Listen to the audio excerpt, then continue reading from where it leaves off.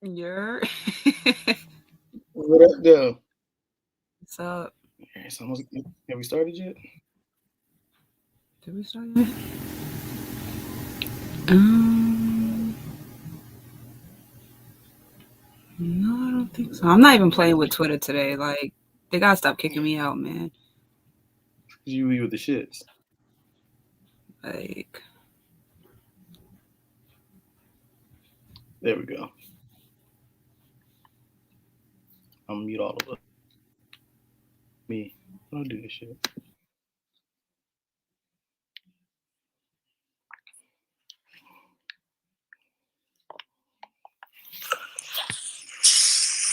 Oh boy. Here we are. Once again. One more time, ladies and gentlemen. Hopefully y'all are doing fantastic. What's going on? Happy Saturday evening to everybody. Let's start getting these mics out here. And let's start getting this thing. Get the ladies up here and get everybody up here. Y'all are in here, man. Y'all on time, boy. Y'all on time. All right. Sound check. Legend, can you hear me? Oh, I can hear. Can you hear me? Is the question. Why do I hear the energy in your voice already bubbling up? I took a nap. Already. That's all I'm gonna tell you. I took a nap. Oh, you took a nap. First of all, you got the streets going crazy over that drink tonight, just so you know. So can you give the room what that just this evening? So listen, y'all know I'm a huge tequila guy. I'm enjoying taking shots of water right now. He doing pills and shit, but it's Terramana tequila, the best tequila on the market. If you drink Casamigos, you Puerto Ricos, I know we're recording. I want you to understand that you drink Casamigos because somebody told you to drink Casamigos, and that's just where we're starting. Terramana is much better, and granted, I tried it because of The Rock, one of the top, I'll say 5 WWE superstars of all time. Number 1 is Shawn Michaels, but that's a whole nother topic. Let's go. Terramana tequila. Whole nother topic. Wait, Key. You know what? No, ma'am. We're not doing this tonight. Listen, I got my drink too. No, but I'm just saying. Hold on. You don't agree that Shawn Michaels is number 1? Not for me, no. But we're gonna get into that one day. I'm gonna say no too. He's not. Okay. Okay. He's up there. Okay. He's not even sniffing Undertaker's ass crack. So why are you doing that? 10. Okay, you know what? I literally cried in that match with him and Ric Flair when I was a kid. Yo, with the kid. All right, you know what, Kari? I'm gonna let them go. I gotta go make a quick change since Jordan want to be on one. Be right back. Got it. I just want Razor Ramon's theme song as like his theme music as like my theme song when I walk in places. That's what I want. All right. Let's kick this off. Thank you all for joining once again. Sample size, any goes. I feel like I need a tagline for sample size, and I just feel like that's probably applicable right now. Sample size where anything goes. So we got an interesting topic tonight. Before we jump into the topic, I do want to say something that I did just put a thread out there about, if I may, real quick. And it's about the health thread. I got a number of DMs from people that were concerned about scamming that was going on in the health threads. And, I just want to make sure that I reiterate to everybody in here that, number one, Kari is not responsible for bad business on here. So if anyone wants to come to me, hey, good luck with that. But that's gonna cost you way more in legal fees than you're gonna get up out of me. All right. So my Twitter thread, community boards, whatever it is, those are really just message boards. Those are places where you can advertise and you can initiate transactions, right? But there is no legal liability on behalf of myself or Twitter for business going wrong. That being said, I really want to make sure that you guys are being very careful with your purchases, right? So that is my official stamp, my official word, my official thing, right, to cover all bases. Please be careful. There's a lot of scamming going on, and tax time is coming up, and people want your money. So put your money. So you're doing transactions that are safe, or ask for references and things like that with people that you're doing business with. Hopefully everybody can get their shoes. Are there any questions? I don't have a question. No. What he's trying to say is nothing. You're not saying nothing. I have a statement to make. You might be the biggest bandwagon jumper I ever seen in my life. The fact that you put on that stupid ass star, me and you gonna have a problem. I'm driving to Virginia tonight. I'm driving tonight. My goodness. Wait, what? Okay, what is happening? The views of Kari are the views of all of Sample Size. If you choose to buy, please make sure you understand what you're getting yourself into. We're not liable. We're just trying to help. That's all it is. It's a help thread. We ain't got nothing to do with it. As soon as we make that post, if you can't see me on video, we wash our hands. If you don't DM us, we can't help you. And even if you DM us, if I don't know, I can't help you. But I just want to say that my coach is a Dallas Cowboy and two of my players are Dallas Cowboys. So right now, I'm a Dallas Cowboy. All right. Bandwagon. The way bandwagon. Oh, hey. Bandwagon. Okay, I'm with you now. That is wild. Hey, listen, let me tell you something. I'm on level 10 petty today. I'm just getting started. I'm watching y'all on the stream, by the way. This is hilarious. Kari, I want you to understand something real quick. Jordan started the stream with his Eagles hat on. He brought the shit with him. Yeah, I'm seeing this now. Legend got up and went to go get the hat. He got a Cowboys hat on. Wow. Jesus Christ. Damn. Wow. Low key, the anger in my blood is boiling right now. I swear to God, I'm so triggered. He about to turn red. Yo, I'm looking at y'all right now. So I'm on my other phone looking at the stream. And this is my work phone, Legend. You got a work phone. Are you copping sneakers? Flex. Anyway, so y'all see the Eagles hat. Key is on the stream as well. Shout out to Key. And Legend. Yo, that's a fire hat though, Legend. What? That's Don't fire. give him it. What in the? It's fire. I can't hold it. It's fire. Dope hat. That's a dope hoodie. The hat is garbage and Yeah, hasn't seen the light of day Listen, for the longest. Jordan, let's do this. If y'all win tomorrow, your first drink is on me. Oh, that's right, you don't drink. Your first protein powder is on me. That's fine. Number one. Number two, I do drink, just not with my child in the house. Number three, you hear this right now? That's silly. Yo, Yo, the kid is on 10 tonight. Yeah, Jordan's getting hazed. He's not playing. So, listen, I want to go ahead and choose violence early, if you don't mind. Okay, go for it. Wait, let me say something. Okay. Let me say something. Go ahead. Everyone's have different opinions on things, so we are going to treat each other with respect. Yes. And if you are a man and you think you're about to come in here and be arguing like a bitch with women, I got some words for you. Wait. Oh, sorry, fuck. See?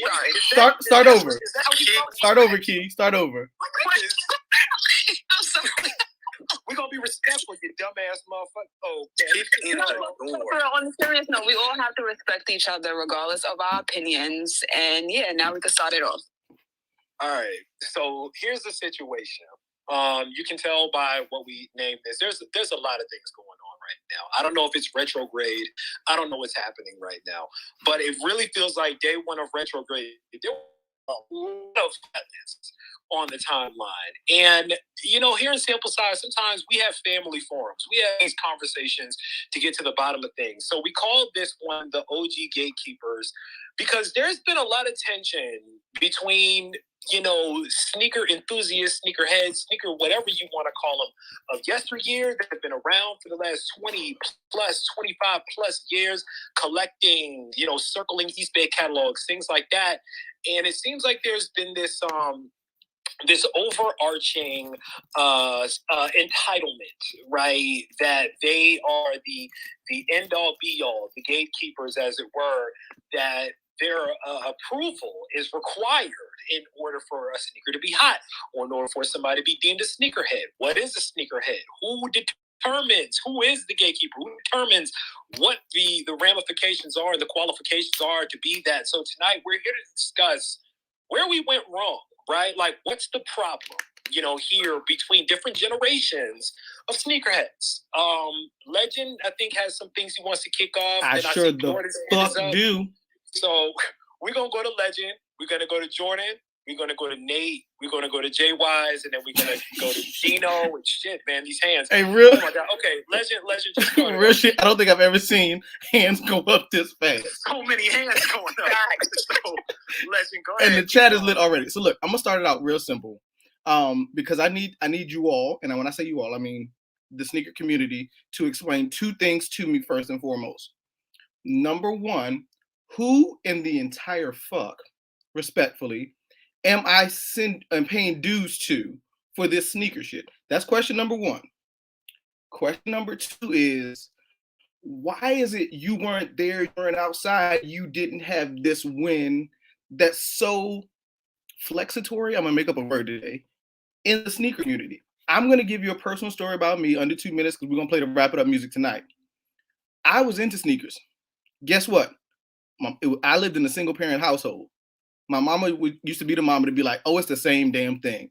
She would go to the PX. She would pick up whatever she could. I had a black pair. I had a white pair growing up. And every once in a while, I could get some fly shit. Okay? Then as I got older, I had bills. College student, broke, paying rent. I can tell you the first pair of shoes that I bought with my own money. I want to say it's 2001. Air Raid. Bought them when they recently came out. But just because I didn't buy something, because I got told a couple weeks ago I wasn't a real sneakerhead because I didn't own 2010 Cool Grays, I had other responsibilities. So I need to understand, A, like I said, who am I supposed to be paying these dues to? How much are they? Are they chapter dues? Are they yearly dues? Car, you know exactly what I mean. And then B, why is it so much of a flex to tell me what I didn't have when y'all had it back then? Well, guess what? I got it now. So what does it matter? And I still dress better than you. Had to throw that in there. Damn it. Okay. So insane, right? I'm not gonna keep my keep my shit super brief so we can get to everybody tonight. Hey, right? I didn't even get the 2 for $89 back in the day, right? That's why I was getting less stores, for shoes back in the day. So I definitely understand, but yeah, that's a hell of a way to kick it off, man. I think we got Jordan next, and then we go on to Nate. Jordan, what's up?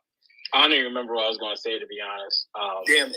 Okay. But fuck them dudes. That's what I was going to say. I'm just making this clear. Ain't no nigga going to tell me my voice isn't valid or anything. Nigga, people listen to me. I'm loud as a motherfucker. You have no choice. Number one. Number two, I'm not looking for validation on Twitter. Like, my niggas are my niggas on Twitter, but anybody outside of that circle, I don't give a fuck what you think. But Jordan, have you run into things where people are like, oh, well, you can't say this because you didn't have it and you can't tell me the difference? No, I can't. I sure can't. And guess what? No, but that's the thing. That's the thing. People that are saying somebody didn't have it, thank the Lord I did have it, but I'm not going to go on a flex because there's no point. I was in second grade with fucking Flint 13s. Thank the Lord. I'm not, stunting on anybody, but I had it. But I'm not saying that requires validation in a sneaker game. It's not a game, nigga. It's what we enjoy. Stop ruining the shit. And I take full responsibility for all this because my tweet with the stop wearing StockX tags, apparently Thanos snapped the whole fucking sneaker universe and everybody's fucking mad from it. I don't get why, but y'all niggas need to calm down for real because the shit every day waking up and seeing anger on the timeline angers me. And then my tweets are angry and then other people's tweets are angry. Like, chill the fuck out. Don't say that. Touche. Okay, yeah, that tweet went super viral, bro, and you woke a lot of people up with that one for it. Just off of something, I thought it was simple, but here we are. So I get it. Nate, what's going on, brother? I mean, I'm gonna tell you, hold on me real quick, bro. I'm tired of drinking. I've been smoking. This fade right now is crossed like Allen Iverson defenders. Okay, sheesh. So y'all come back to me. I'm gonna eat this food a little bit right now. Okay, I come back. Y'all put my motherfucking hand back up. Nate sound like somebody's drunk uncle, bro. Nate does. Somebody's drunk. He's dead ass on his level. He's definitely on his level right now. He's getting in his zone. He's about there. We're gonna come back to him when he's in his Nate, in his zone. But tell people you're not on screen right now because you're handling the dope business. But you'll be back, right? Oh yeah, I'm always be back, man. I'm gonna come back. It's just shit had to go. Actually, it's because my wife in grad school. Shout out to the wife. So shout out to the wifey. She the laptop tonight, so she got shit to do. So I let her have her little thing going on while I do this shit with y'all. Now you didn't let her do anything. She took it. Nah, let her. I don't know what type of life you live. Wow. I don't remember nobody, baby. Tell you something. Nobody, baby. Tell you that. Okay. All right, we're gonna let Nate settle on there and get on level. Dino, what's up, you brother? What's up, everybody? I had How much money did you make today on them fours? Honestly, on the fours, it was kind of quiet for me. Okay. He lying. Okay. I got the plug. He got the plug in his name, so I'm just asking. We saw the StockX prices. I only picked up a couple. I think it was a total of 3 pair, and they all gone. But it wasn't really much about the money today. It was a couple favors I put out. Okay. Wait, hold on, nigga. You had a change of heart in a week. What the hell? I was gonna say, he doing favors now? I thought that everybody got taxed. No, see, that's why I don't listen. I said sometimes I gotta put out the love to get the love. I'm gonna pay my ticket if I got to, but sometimes we get that love back and come back. We got to. I'll run it back. Don't worry about it. Every single sample size needs to be recorded because he said nothing close to that. He did. Yeah, I'm not gonna hold you. I don't remember that part. Because y'all wasn't listening. Y'all was so stuck up yelling at me. I'm gonna run the tape back because it's recorded. We were gatekeeping that man. Right, but either way, my point was, I feel like it's a double-edged sword with the gatekeeping thing. Because I feel like with every community or every culture or whatever, it should be some kind of gatekeeping to an extent, and not saying like, oh, you didn't have this, or you wasn't around in Nike Talk, or you didn't do this or that whenever and whatever the fuck. Excuse my language. Shout out to eBay. That Fresh Mints is real live. He asked me how that was. If you get on stage, we can talk about that. But y'all go yeah, what the fuck? He know what I'm talking about. We know what you're talking about, dog. Either way, I feel like I said, I feel like you should have some gatekeeping, but I feel like it should be to the point. Like I said, I call myself a reseller, but I feel like I'm not the kid that's wiping out a whole Nike, or not a Nike, Foot Locker store. I can't do that. I don't have that much. Like, my credit card don't go that long. Like, it just ain't like that for me. Like I said, I make my couple dollars here. I do my thing to get my pair for free, maybe. Like I said, do a couple favors. But I feel like it should be a gatekeeping to an extent for that, because I feel like those are the people that kind of made this not fun for a lot of folks. Like, they made it a stock market. They made it like a whole thing. And I was saying that because I got into like a little disagreement with somebody on a Facebook group, and we were talking about like the price of like how a shoe goes like in the streets. And that's how I do my business mostly. Like, I'm from the city. I live in Detroit. Most of the people I deal with, they pull out big old bankrolls and just break me off. So it's easy. It's not like this. And like, it's kind of a market there. So it's like, I know this shoe is go. And we were specifically talking for the cool grades. I'm sorry, I'm kind of long with it, but we specifically talking for the cool grades. They was going for about $350 in the streets, almost all the sizes, right? He come on there and he's like, "No, man, you don't know what you're talking about." I'm like, "Bro, I done sold 20 of these motherfucking shoes. What are you talking about? I don't know what I'm talking about. You don't know what you're talking about, because I know you from Sterling Heights, which is a suburb and far out from the city that people claim when they go out of town, they be like they from Detroit." So either way, we got into it over that. And I'm just like, bro, you really, like, you trying to tell me what this is, and you looking at it from like a whole different perception. And I don't know if that's wrong with me to like that needs to be gatekept or gatekept or whatever the word is. But I feel like I'm actually in this for shoes. Like, I that's why I got into like reselling or whatever you want to call it, or hustling. I just call it hustling to put my pieces together to get my pair for free, for real. Like, that's always been my goal. How can I make my pair as cheap as possible, as free as I can get them? So, Dino, you higher than a motherfucker right now. Bro. I am. He's definitely high. He's high as shit right now. He's high as hell. I was trying to be like, all right. But Dino, let me ask you a question real quick before the high takes over you. When you were in a situation where, like, we're talking about like the past, do you remember your first cop? My first cop, I can tell you straight up.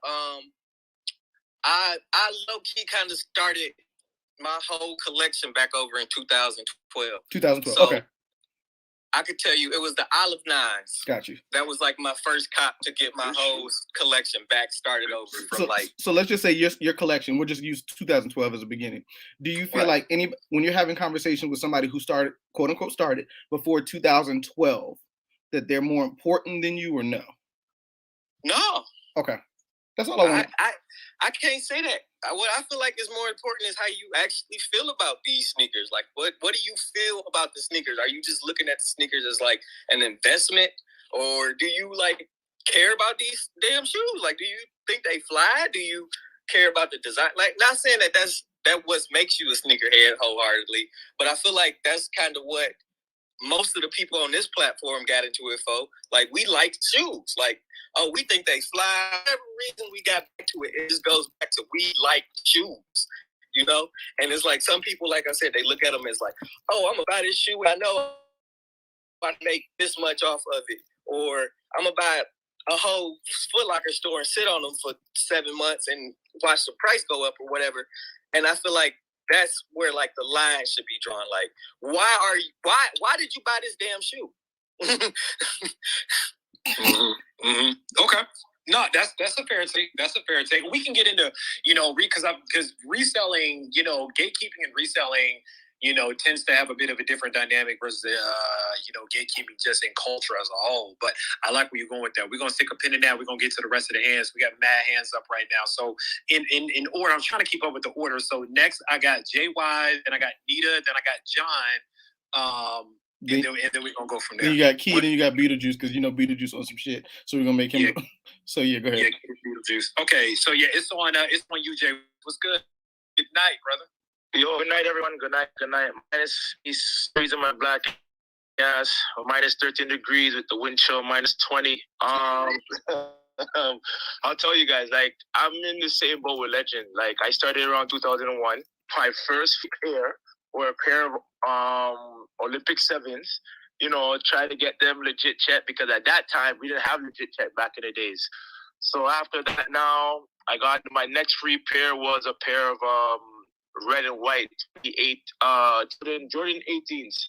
Got those for free from a rep from Nike, because I had to answer a stupid question, which was PSI, pound square inch, pound square inch. Anyhow, knew about Nike talk, tried to get on that too as well. And then after that, my collection took off from there. You know what I'm saying? So, what I did something different. I collected from 1 to 23 all in a black colorway, because anyhow I got a white pair, well, best believe I'm gonna scuff those shoes up and try and clean them and try to do all this type of stuff. Trust me, it was wild. You know what I'm saying? But to people that are collecting now, nah, man, I don't rate it still, because these guys are on some next bullshit saying like, oh, I got this, got that, whatever. I basically collected from 1 to 23 all black, stopped, and then after that went back again. You know what I'm saying? So yeah. Yeah, I feel it. No, I feel that, and I like that, man. I like, there's, things happen, and we get to restart, and whenever we have to do that. So no, I definitely respect that. I appreciate that. All right, we're gonna kick it over to Nita. Nita, what's going on with you? Hi guys, I'm really high, so if my thoughts just go tonight. It should be like for real. Nita, every time she talks, I should just expect her to be shit. Like every time. Yeah, you can tell by the laugh. She's on another planet. Yeah, so if I go into a whole different realm, don't mind me. But I want to hover back to what Kari said in the beginning with OG sneakerheads saying oh, you have to do this and that, pay your homage, pay your respect. I don't get that. How as a grown ass person can you tell another grown ass person that they have to kiss another person's ass because they've been collecting for a longer time? I just can't fathom that. And then the whole oh, well, you need to know how many points Jordan scored when he wore these sneakers. Some people collect sneakers because they just genuinely like to look fresh. It doesn't have to be historic. as a sneaker collector, like I know some history, but on some sneakers I don't. How does that invalidate me as a collector? You know what I mean? I just don't get the correlation between what these like OG sneakerheads or whatever be saying. She's spitting. That is spitting right there. That's bars. I'm not gonna lie about that. That's bars, but you got a point, right? And that's what we're here to discuss. Like, who is the person we pay the like utmost respect to? Like, who is the messiah to the gates of sneakerheadom? LeBron you know James. What I mean? Like, sneakerdom, right? Please don't ever say sneakerheadom again, because that was a pause moment. Wow, that was pause as hell. Hey, shut up. Yo, no, but that's a great question. You know, that's what we're here to dig into. Like, is there an authority? Who is the authority? Who do we answer to? Like, what's going on? Right. Who's the Mecca? Like, who is just because you're with them saying like, oh, I've been collecting for 20 years, so I'm higher than you. So there's somebody higher than you then. You know what I mean? Like, so who's the highest? Sheik. That's what? Sheik. No, but when I think about that, I just think about like people having collections of stuff that they can't even wear. So it's like, yeah, you have all of the fire stuff, but put your foot in it. Right. It's gonna come. Somebody said you have to pay Mayer and Clark Kent. That's where your $19.95 a month goes to. Mayor, wow. Mayor. I don't know, man. That's like, and that's what I want to talk about too. Like the OGs of yesteryear, the guys that really do position themselves.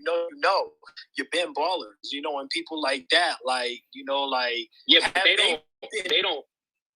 Go ahead. Sorry, I was gonna say they don't like tell niggas to say like bow to me type of stuff. They don't say anything. Their name speaks for itself, and they keep it moving as such because they know who they are. If you have to tell somebody respect me or give me respect or in any sense of the term, you're not what you think you are, my nigga. You're not. Touche. Okay. At the end of the day, it's sneakers. Like, it's not.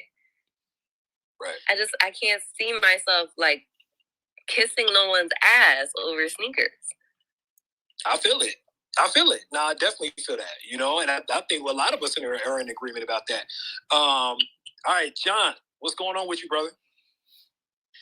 I'm living, my brother. So first thing that comes to mind when people talk about gatekeeping is what's the definition of gatekeeping? So one, the true definition of gatekeeping has to do with access. So there's not many people on this timeline here that can stop your access to anything. So the true definition as gatekeeping meaning access, niggas can't stop you from doing anything. So what do you give a fuck about what they have to say? So that's number one. That's the biggest thing. I just find the conversation funny when access, if I can't stop your access, then what do you care about my opinion? So that's the first thing. So we'll leave that part there. We also look at, second of all, just what it means for just niggas to also look at their years in the game as kind of a badge of almost like, yo, I've been doing this for a minute. I've been through this era. I've been through this phase. I've been through this. I've been through that. This is how many years I've been in it. You wasn't with us shooting in the gym. Like, it's just a level of bravado.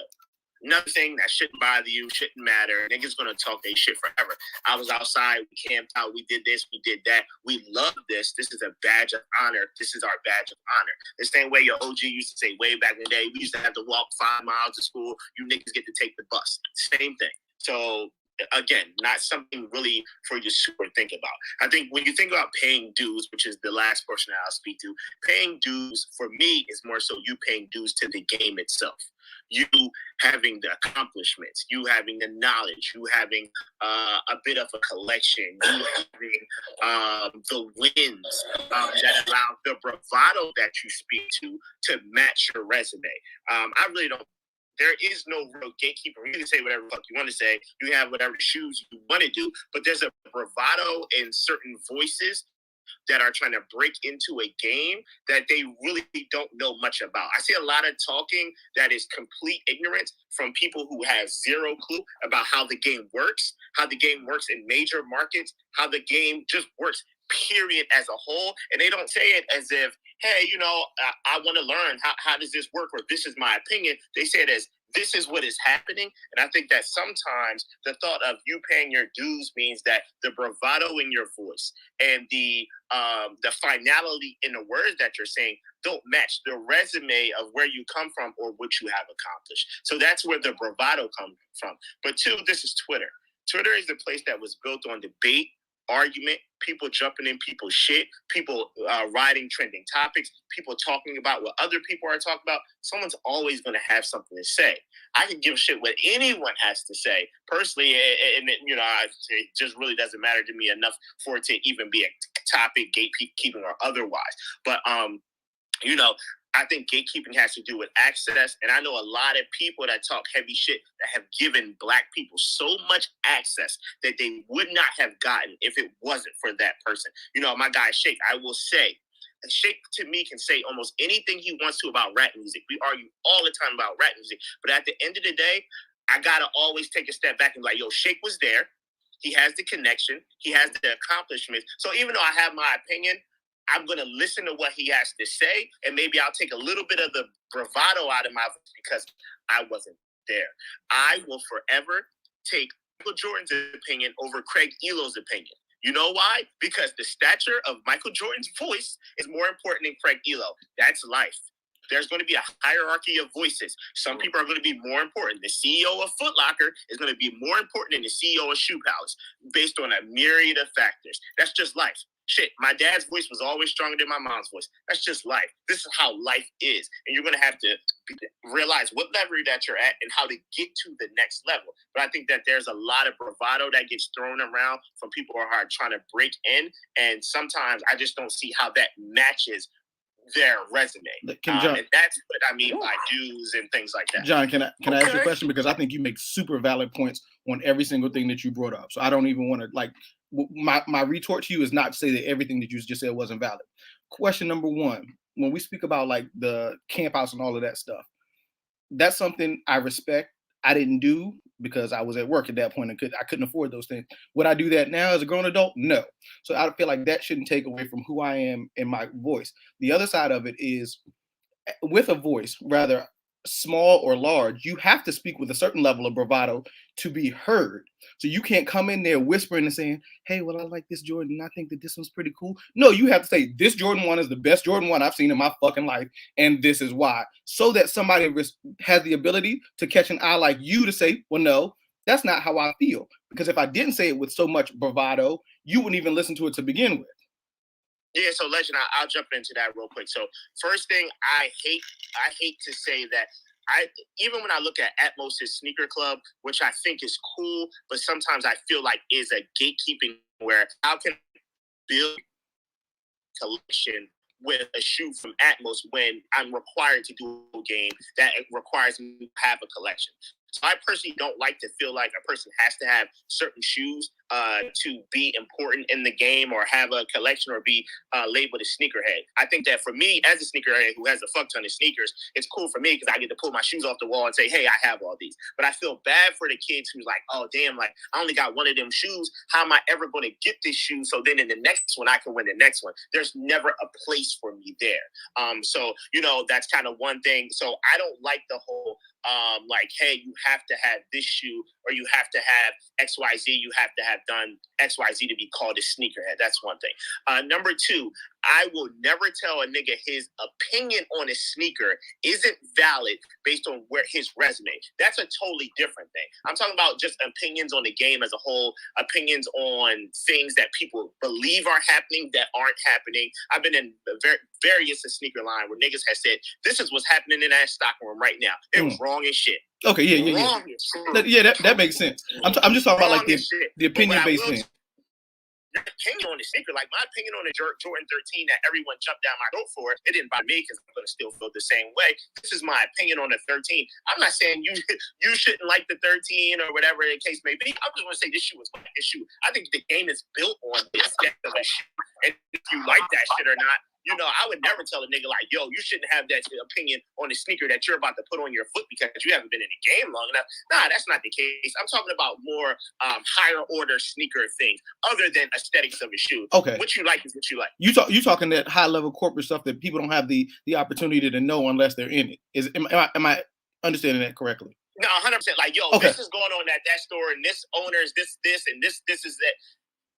And honestly, some people just do not know. One, because they just, I just say this, some people just do not know. Mm-hmm. And sometimes when you kind of, hear people say things, and I get it. Sometimes, you stun it a little bit, but it just doesn't come off the best when it's like, okay, but you don't really know, and that's really inaccurate. But the people around you that are listening because your voice, is so boisterous, are going to believe what you say. So I think that sometimes there's a lot that people just don't know, and they speak from this incorrect. And I just sometimes wish, like, maybe you need to just pay attention a little bit more, learn a little bit more, ask a couple more questions, and really understand what's going on before you start talking. So that's really what it is for me. And I believe everyone should have their opinion. It's just some voices are going to be more important than others, and some I'm going to listen to.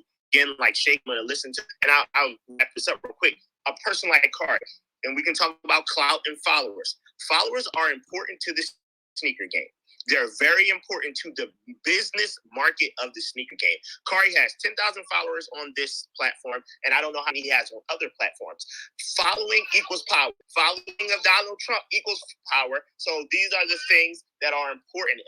We may not like it. Hold on, baby. We might not like it, but these are the things that are important. So there's various things that are important within the game that equal power or voice level and things like that. But, it's not to say you shouldn't like what you shouldn't like. It's not to say that you shouldn't say what you want to say. But I'm going to have my opinion on what you say, just like anyone is going to have their opinion on what I say. Now, touche, right? So I want to jump in on this because it's really good. And John, I appreciate you coming up here because I knew that you would have something, powerful to say. So you're right? And I think that what happens with that power that you're given when put in certain positions is that you have to make sure that the things that come out of your mouth are educated.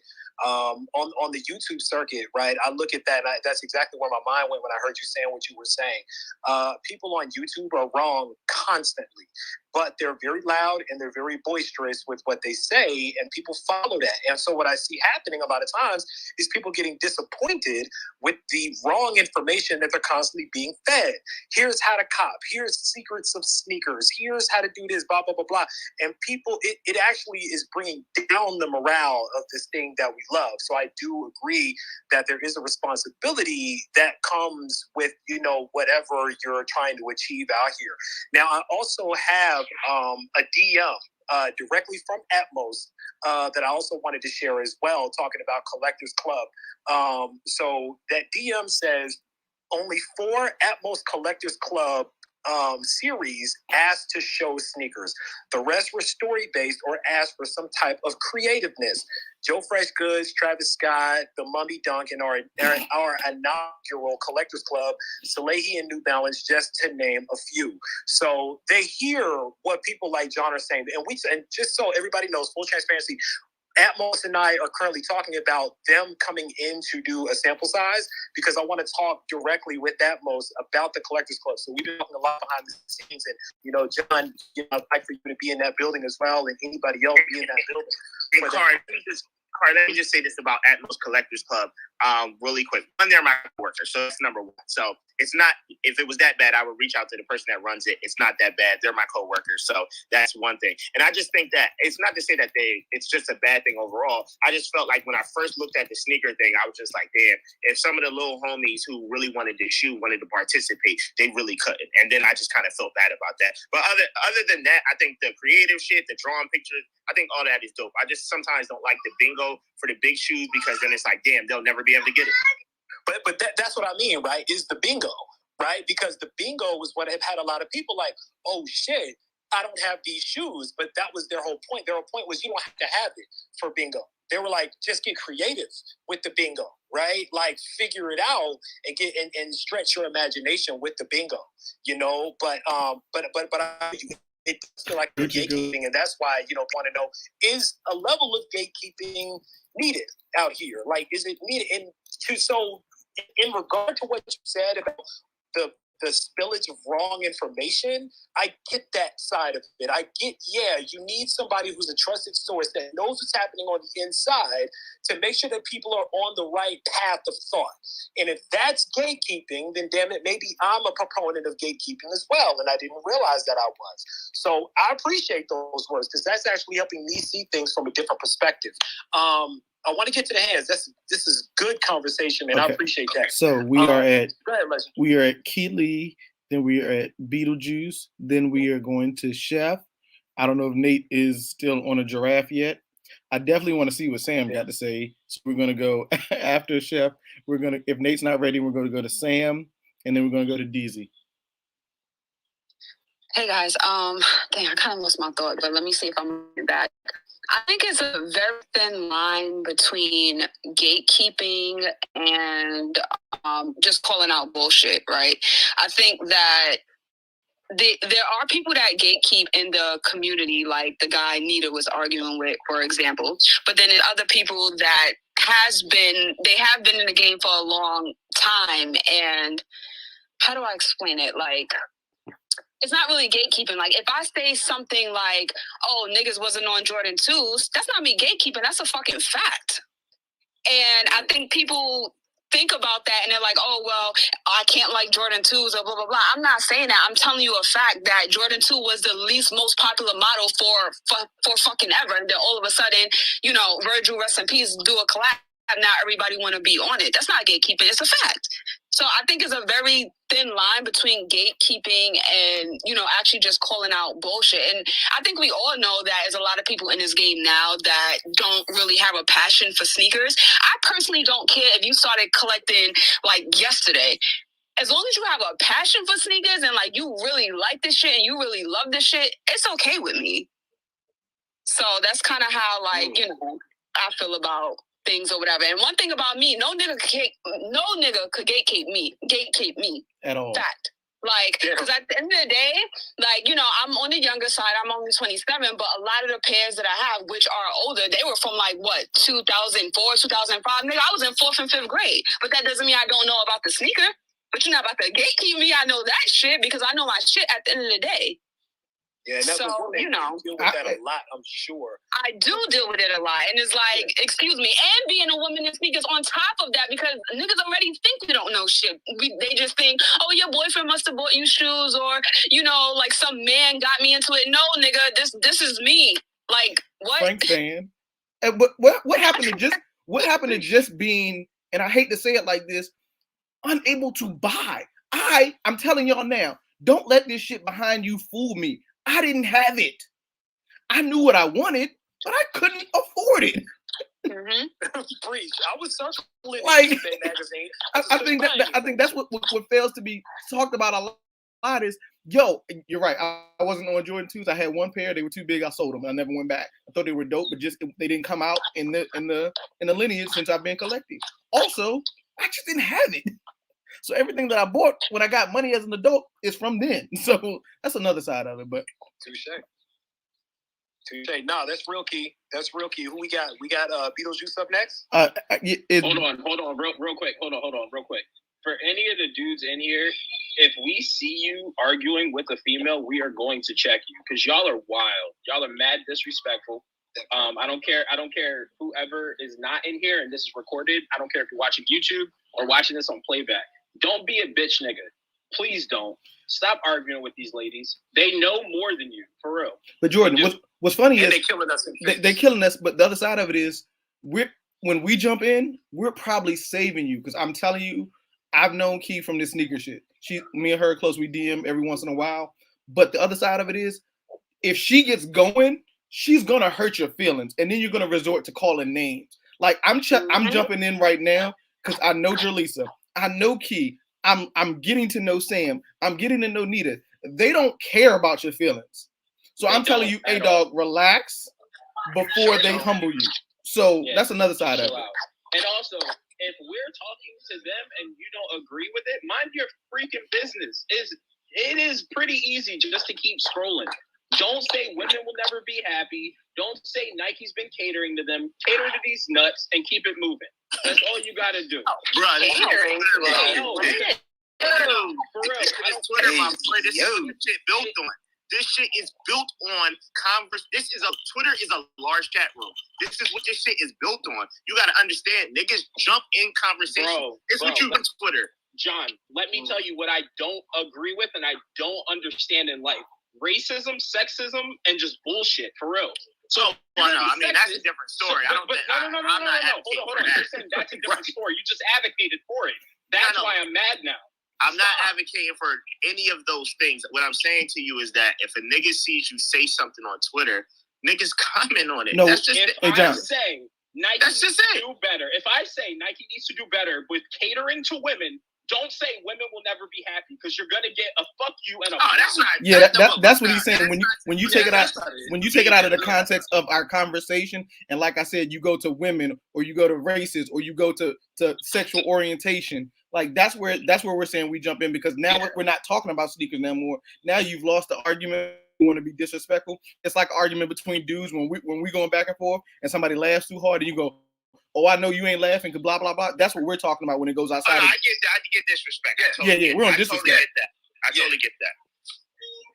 Yeah, no, we all on the same page. We good. We hitting the reset button. We on the same page. But Jordan, I appreciate that, because he's absolutely right. Like, we don't, if you want to debate, have a healthy debate with Key, with Sam, with Nita, about something that's on the level, fine. They can hold their own. But, if you start getting crazy, calling people out of their name, start attacking people, that's where we got a problem. And big bros are going to jump in, and we're going to come and see about you. And I think we all on the same page as far as that goes all day. Beetlejuice, what's up, brother? What's happening, y'all? I wanted to give my 2 cents. I'm probably one of the older guys on here, man. I'm 39, so when it comes to like gatekeeping, right? And I can tell you how it was for me growing up, and why I consider myself a gatekeeper. First off, when it comes to sneaker shit, you don't have to own sneakers to be a part of the community, a part of the culture, because like many of us, we didn't grow up with a silver spoon in our mouth, you know what I mean? Jordan had fly kicks, but I couldn't have fly kicks, you know what I mean? I said multiple times I had the XJ900 from Payless. I had the 2-strap, Velcro joints, you know what I mean? But I always loved sneakers, you know what I mean? I always loved it. So I read about them. I had the East Bay books. I had, the Jordan catalogs. I read about them, you know what I mean? So I was always a part of the community. Just because I didn't have them don't mean I wasn't there. So what I think the issue of today's when it's talking about gatekeeping is youngsters, and I'm not talking about as far as motherfuckers who are just not getting into sneakers, because I feel like you can jump into sneakers at any age, you know what I mean? A 50-year-old can start getting into it. But with this sneaker shit, in the community, there are different roles in the community. You know what I mean? Everybody who's been connected for 20 years, 5 years, so on and so on. I'm getting all over the place, but because I got 8 things going on in my mind. Sorry, but let me get to it. So, so what I'm really trying to say when it comes to this gatekeeping shit is that people jump in and have that mindset of, oh, if you ain't got these, then you're not a real sneakerhead, and that's the wrong way to approach it, because the only way is like, hey, you got those sneakers on? Okay, well, tell me what you know about them. You know what I mean? Did you just get them for clout? Did you get them? Because that's what the gatekeeping really is. Like, are you a part of us? Or are you just doing it for the look? Just like hip-hop, you know what I mean? It's not people who wasn't there in the 80s or in the 90s, you know what I mean, when it was, real shit was popping off. But in the 2000s, hip-hop is just as good as it was back then. You know what I mean? It's evolved and it's changed, which is great. That's how you keep it going. But when someone says, back then the music was trash, or when old school say, man, the music now is trash. Like, hold on, you're not understanding, you know what I mean, what the growth is, and you're just stuck in your ways. You know what I mean? Like someone was saying, hey, if you never, sat down in the line, you're not no real sneakerhead, bro. The internet didn't exist back then, bro. So what are you talking about? You know what I mean? So calm down with that. But what I feel like a lot of the young sneakerheads, and I'm talking about people who get in just for the clout, you really should have a gatekeeper that's trying to keep what we call, this thing that we love of sneakers. It's like, if you really want to talk sneakers, let's talk sneakers. If you're talking about like selling product and moving, and that's all you want to talk about, like, man, These coming out, and I get 18 pairs of these. And nah, bro, I'm not here for that. I want to talk about your love. You know what I mean? Like how we do here, basically. This community that we've built. You know what I mean? That's what OGs. That's what a gatekeeper really is supposed to do. Not really downgrade. You just filter out those like, hey, I know a talk space. You know what I mean? You love sneakers. I know a talk space, and you know what I mean. There's some people that's just like us. But if you're talking about, oh man, if you don't have all 50 of the off-white dunks, you ain't no sneakerhead. Like, come on, bro. Like, get out of there with that shit. You know what I mean? How you feel about the twos? They're trash. I've always never liked twos. You know what I mean? That's me personally. You know what I mean? I can have that debate with y'all. You know what I mean? Where I see somebody else, I'm like, okay, you got the twos on? No, you didn't see it. Key was ready to fire off real quick. Oh, I see Key. I'm looking at Key on my screen right now. I see. But the good thing about you is that you keep that energy. Always. Right. Like, you don't like twos, you don't like twos. Like, right. And I don't knock nobody that got twos, you know what I mean? Because if I see your twos, I'm like, okay, them clean. That's, you know what I mean? On you. I want to know the story. Like, this your first pair, your second pair. You know what I mean? Like, I want to know what you about. You know what I mean? But you just like, oh, I got these because, I don't know, they were just sitting on the shelf or I seen it in, you know what I mean? Come on, bro. All right. You know what I mean? Like, you know what? It was nice talking to you. I'm going to go on by my way. We're not the same. We're not cut from the same cloth. You know what I mean? But again, about this gatekeeping shit is if you come around with a weird energy, you know what I mean? It's like, oh, I'm only here for clout. That's different. I got to push you away, homie. That's you got to go on different. about your business. You know what I mean? And I think that's the difference. So, you know, Legend, keep your head up, bro. I mean, to me, you're a stickerhead because you love this shit. Because you in it. You learn it, you know what I mean? You come in like I wanna know what it's about. I connect myself with people with like-minded. Now, if you just like posting, you know what I mean? Like I watch your YouTube. If you posting videos out, you look at my collection, look at me, you know what I mean? Look what I got. Like, come on, bro. Like, all right, you're a fraud. To me, you know what I mean? That's what the gatekeeping is supposed to be about. I think we get lost in our ways trying to over-filter people who and I'm all over the place, bro. But y'all feel me? I gotta go get my damn pizza, man. You good, man? You Go get your pizza. You good? Go get your pizza. It's all right. But I'm listening. Hey, Kari, go ahead. I want to tell y'all, who's next. I've been waiting to hear this voice because I'm about to hear this voice on TV next week. I've been waiting to hear exactly what she's gonna say. Let's go. Chef. First of all, Food Network's very own. Food Network's very own. Let's talk about these. Network's very own. Proper introduction. Let's talk about these cinnamon rolls from earlier, because how much is shipping? But I don't want to distract. There in the building. I know why you're here. I want to hear what you got to say about this because I've seen your post. I'm not a sneakerhead, but guess what? I'm fly as a motherfucker. So what you got? I'm not a sneakerhead. I'm not. Bread 11's on deck. We ain't even gonna get into it. Go ahead. So I just wanted to make a comment as someone who I guess considers themselves more affiliated with the sneaker community. As I said, I do not consider myself a sneakerhead. I was the same as a lot of people. I was raised in a single parent home. We did not have money for sneakers, so whatever the 2 for $89 was, that's what there was to choose from. And then up until 5 years ago, I had a career where I had to wear heels every day, so I just really wasn't into sneakers like that. But once I did switch careers, and I was needing to wear more comfortable shoes, I became more interested in sneakers. Now, do I have a passion for sneakers like the people in this room? I don't. That's not my primary interest.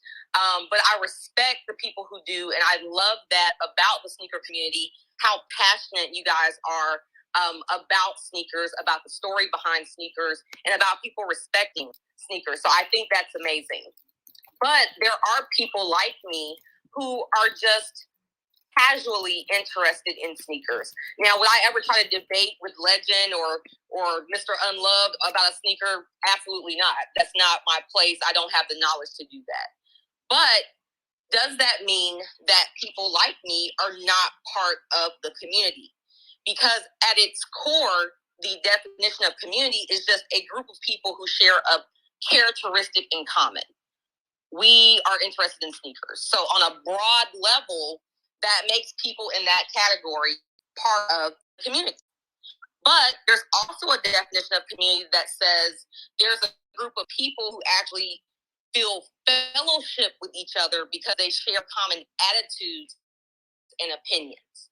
And so what I have observed about the sneaker community is that there are different levels of interest. And I personally don't think that people's levels of interest should be gate kept. People are going to be interested at different levels, and I think that should be okay. Now, I do agree that those people like myself should not try to debate with people or tell them they're wrong, or tell them their opinion doesn't matter. That's not our place. But I do think there are different levels of community, and there are different people with different levels of interest who are part of that. And I do think that all of those people deserve to be respected and to be heard at whatever level they exist at. So that's my piece. I have a question for Adair. Because I know like my girlfriend, she's like a Black equestrian or whatever, and she says even in that, like, is a lot of gatekeeping. Is there any gatekeeping in food? Oh, That's a absolutely. good question, actually. Absolutely. Yo, there's niggas telling niggas they can't eat. That's wild, son. Jordan. I mean, there are people, who have come into my restaurant just to tell us that, they think like veganism is ridiculous. And I'm like, okay.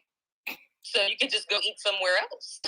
Like, I don't think I would have made the effort to walk in somewhere that I'm not interested in eating to talk to them about their opinion. Obviously, they're there for a reason. What color were they? So there are just people who feel like, you're not as valid of an establishment if you don't serve certain food, or if you are not trained a certain way, you're not as legit of a chef. And so shout out to me for being on Food Network, because I'm not a classically trained chef. And so that doesn't matter. But yes, there's definitely that exists in the food world as well. I want to piggyback off of Key's question real quick, because that's an interesting thing, right? Like where my mind goes, right, is like, if there's a chef in the city, obviously, if y'all don't know, Adair and I are in the same city, right? So there's we're in the middle of a restaurant boom right now in the city. And there's a lot of small places trying to pop up, national chains trying to pop up, right? But if a chef comes into the city, especially a vegan chef, right? If somebody comes into the city and all of a sudden they start proclaiming, because we've seen this, right, Adair, I have the best, blah, blah, I have the best vegan food. I've got the best Southern Comfort, da, da, da, da, da. Do you feel a way about that? Or do you feel like, no, motherfucker, you need to check in, right? Because I put the work in and I earned the stripes. You know what I mean? So I'm going to be honest. Yes, I would feel that way to an extent, because when I came onto the scene, I made sure that I paid homage to the people who were already here. There weren't many people in the city before me who were doing, vegan food, but there was a vegan restaurant. The first Black-owned vegan restaurant in the city was established in the 70s. Now, they're not around now, but I'm connected with the daughter of the owner. And so I paid homage. Even when I became vegan, I was living here. Her cookbook was the first one that I bought. There were other people here who had been here for a long time. I went to go talk to them before I even established my business. I continued to patronize them after I established my business to show support and camaraderie. And so I do think that, to an extent, that is deserved for people who have helped pave the way. Because, just to be honest, right, there are some people who have to be first in order for it to be easier for others to come behind them. And so there are people who have done things on a certain level, on a certain scale, and I do think that those people deserve respect. Now, does that mean that you got to check in with them every day for the rest of your life? No, you show them respect, you acknowledge what they've done, and then you make your own path. But I do think some of that it should be part of some establishing themselves in a certain space. Chef, it's funny that you say that, and Kari made a joke earlier on the internet that I need to start gatekeeping bartenders. I will continuously say that I'm the best bartender in the 757. I will say that until I feel that it's not the case anymore. However, that doesn't mean that when a new bartender comes into an establishment or a club I'm working or a restaurant that I won't try their drinks. What that means is I can respect that you're in this game, and I'm not going to downplay you being first year, second year, whatever it looks like to you. I will quietly say to myself, I can take them. metaphorically speaking. So I mean, I kind of look at that, and I think that confidence is okay, right? But you're not going to go up to him and be like, "Hey, nigga, you're not a real bartender." I would never, right? But, and that's how I feel about this conversation that we're having now. It's like somebody can come in today and buy all of the hype kicks. That don't make you better than me. Somebody can come in and wear nothing but New Balances. That don't make you better than me. Somebody can come in here and try to make those rolls that you made earlier that I still want. That don't mean that they're gonna taste better than yours. That's what I'm saying in all of this.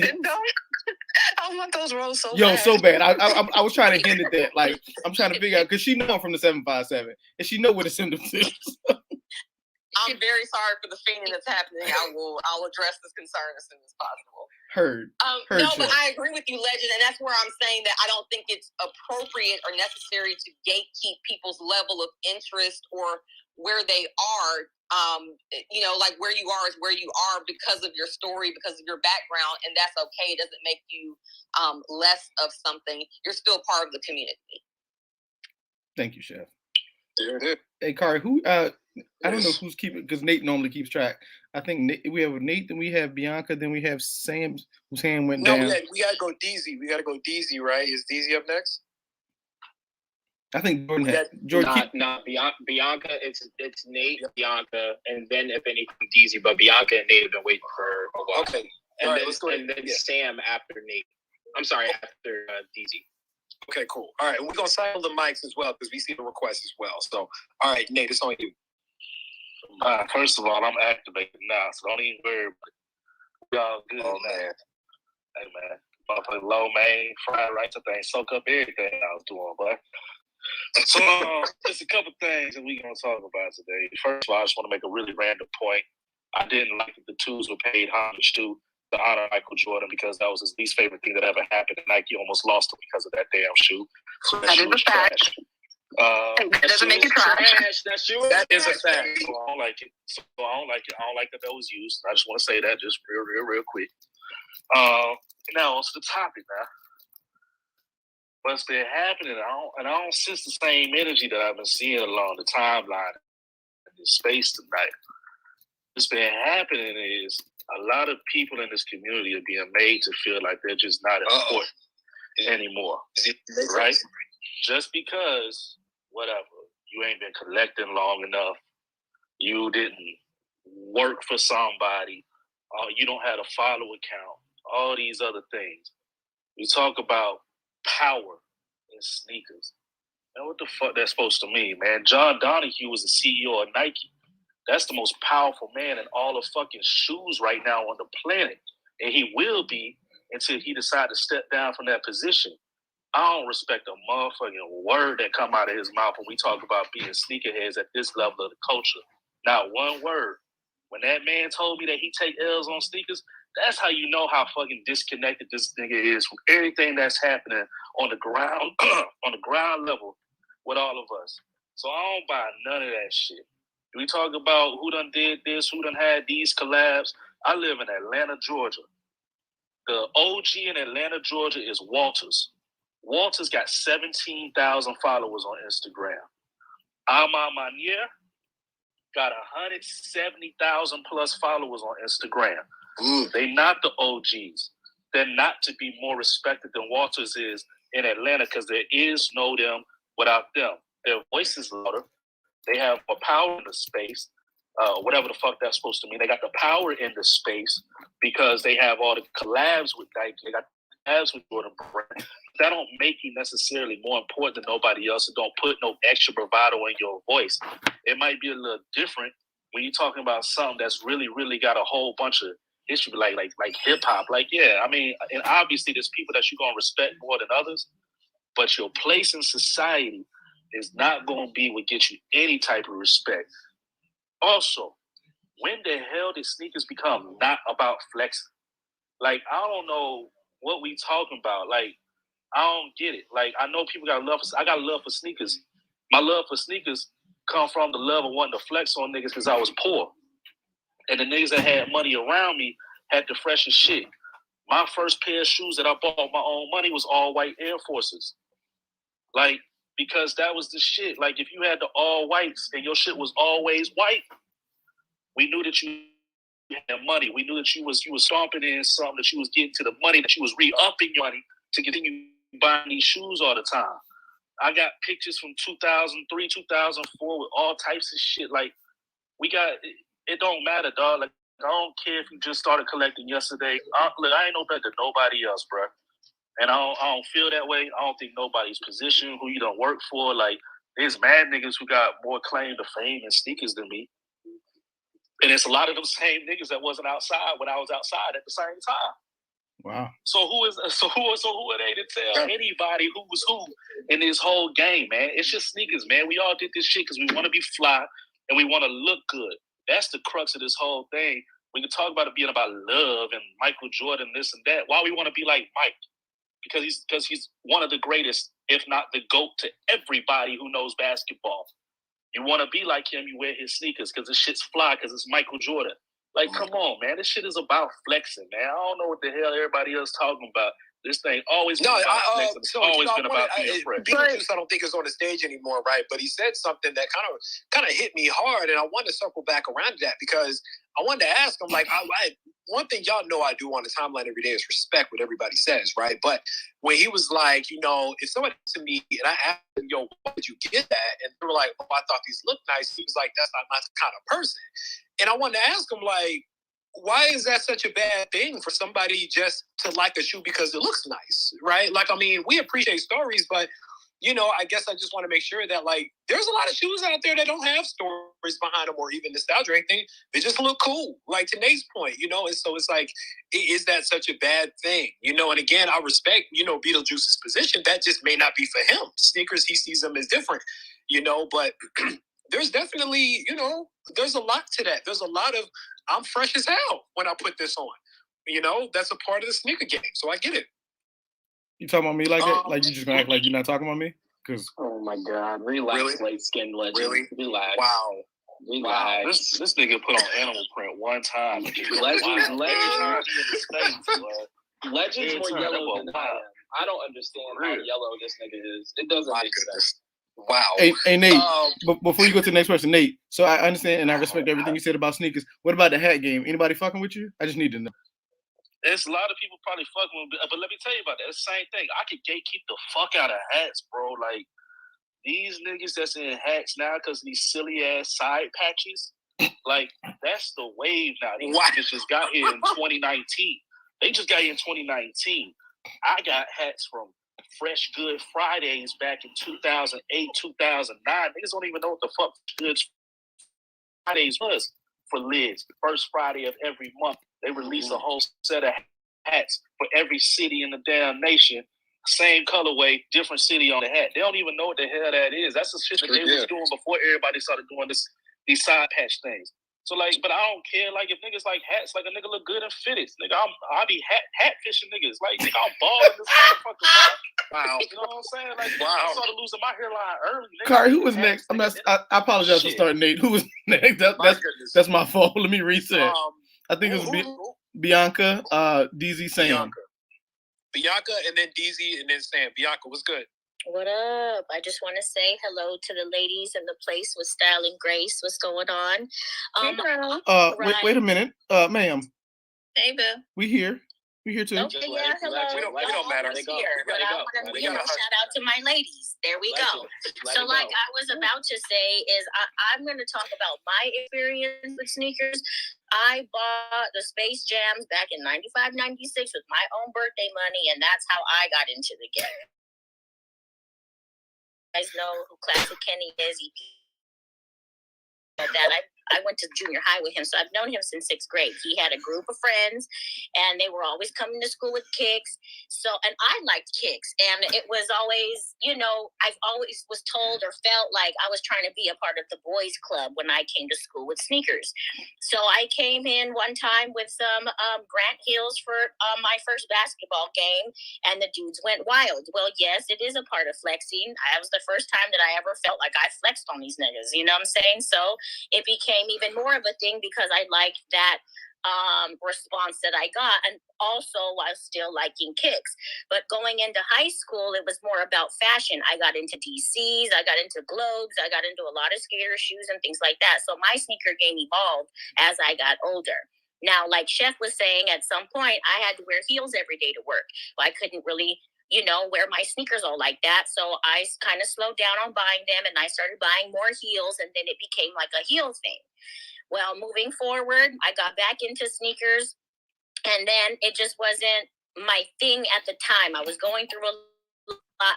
I sold some, I gave away some. I don't know if some of you saw my tweet where my ex, I had some Black Cat 4s, and I was holding on to them for a long time. I'm talking about a long time. One of my exes used to work at Nike Town in Vegas, so he was coming home with kicks almost every day for me. So I had these that I just held on to for whatever reason. And he told me, let's sell these because you can get top dollar for $280.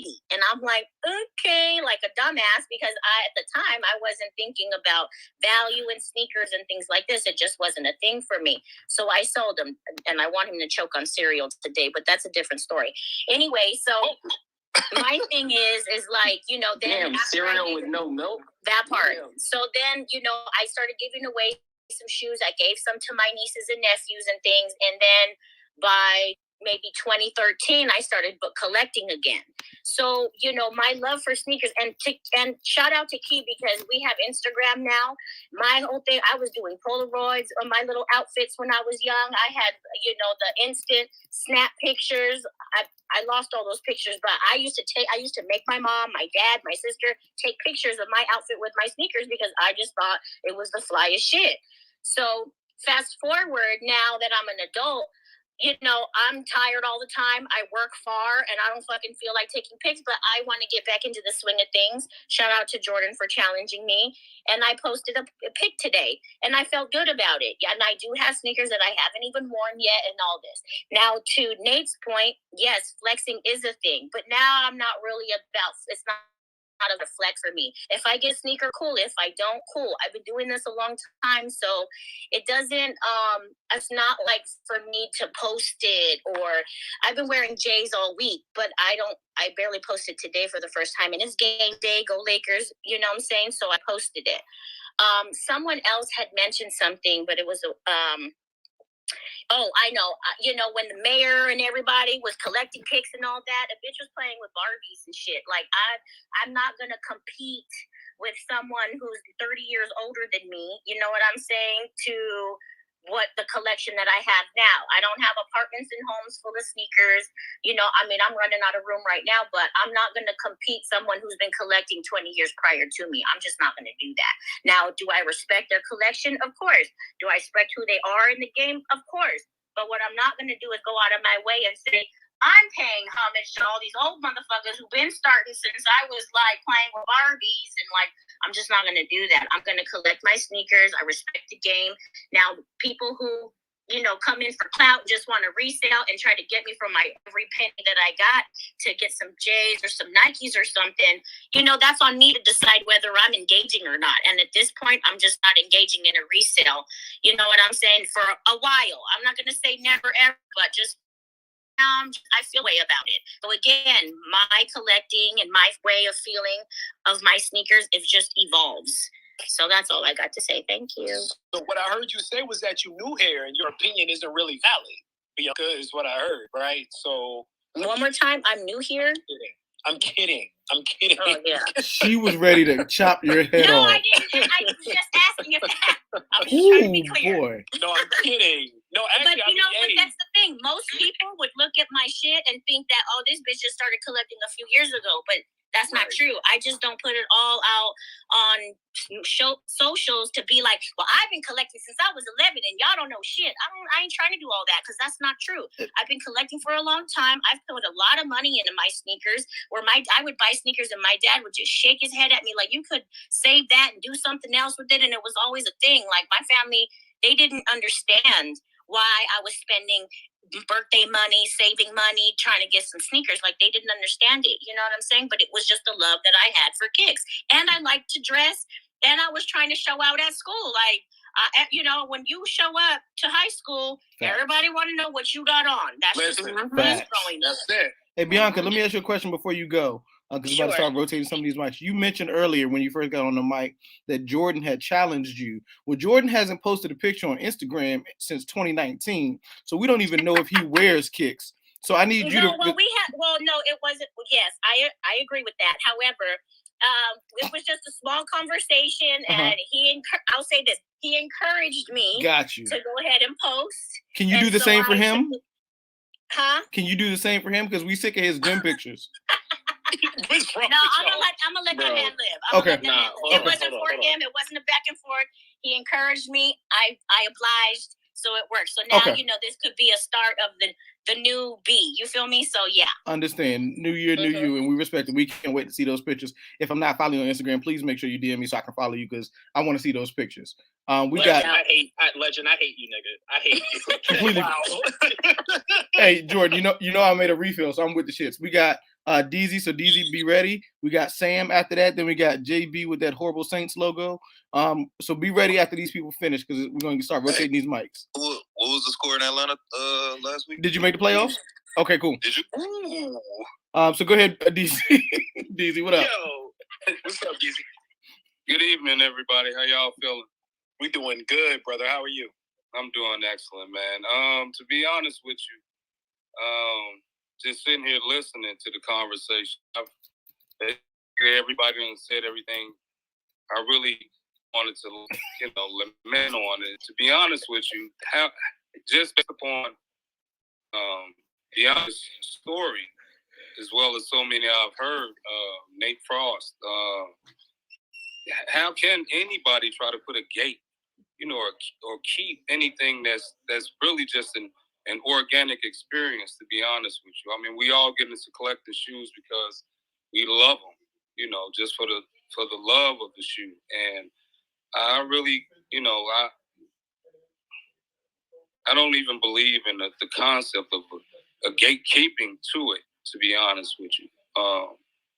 So that's really all I had to say about the whole thing. Yeah, collect your shoes, love what love what you buy, and buy what you like, and that's just the end of it. I mean, these sneakers, you know what I'm saying? We all put them on our feet, so how can it be it's just the love of it. If you have a passion and love for sneakers, that's it. And I appreciate that. I don't know. I know you've been in the game for a while. I consider you. I consider people, of your tenure. Like one of the OGs. And so I don't know if have you personally ever dealt with somebody that came to you and was like, "Are you a real sneakerhead, or are you really into this, or anything like that?" Have you ever dealt with that personally? No, to be honest with you. And you know That's what? Lovely. The encounters. And this is really of recent, and I take this kind of for myself. The encounters that I do have with the younger generation in sneakers, I do try to break down, some of the story and the history and to kind of understand what the brother Beetlejuice, I believe that was his name, was saying as far as gatekeeping, as far as are you in it just for this or are you really into the passion of collecting or the love of sneakers? I believe it's more so we want the tradition of it to carry on. Not even per se, but you have to stand in line, because I didn't stand in lines even back in the day. I'm not even going to lie to you. I mean, I come from an era where I guess being in a big city, Chicago that is, that especially back in the days, we really didn't have a big scarcity of gym shoes. We could actually buy gym shoes when we wanted to. I mean, as far as me personally, no, I've never had anybody try to say that I don't know, because I mean, I've been around every era per se of it. I remember when Air Force Ones was the hottest thing on the block and Jordans weren't being bought, and just saying, even from going back that far,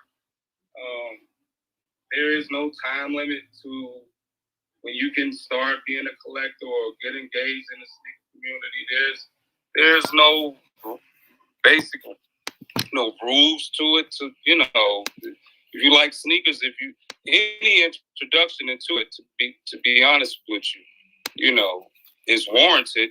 We just hope that you have true intentions, of it. Being involved in the sneaker community. 100%. Fetish, can I say something really quick about about gatekeeping? So when I was younger, right, and all these boys used to talk, they used to tell each other where they would cop their kicks and wouldn't tell me. They would purposely leave me out of the conversation so I couldn't get whatever kicks. So what I started doing is I started going to the stores and then becoming friends with the employees at like 13 years old because, I was struggling trying to get sneakers and like I see them on basketball players. I'm trying to get AIs. You know what I'm saying? And like, I would have to tell my dad, like, hey, Dad, can you take me to the mall? Can you take me to this store? It was not like I was going with the crowd of boys on the bus to go, you know what I'm saying, to go cop sneakers. Mind you, that's when JCPenney and Ross and Marshalls and TJ Maxx was like popping up with sneakers, at the time. And you could really cop quality sneakers there, even back then.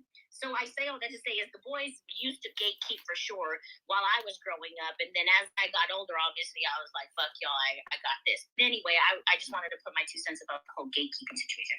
No, I love that. First of all, shout out to you for that energy.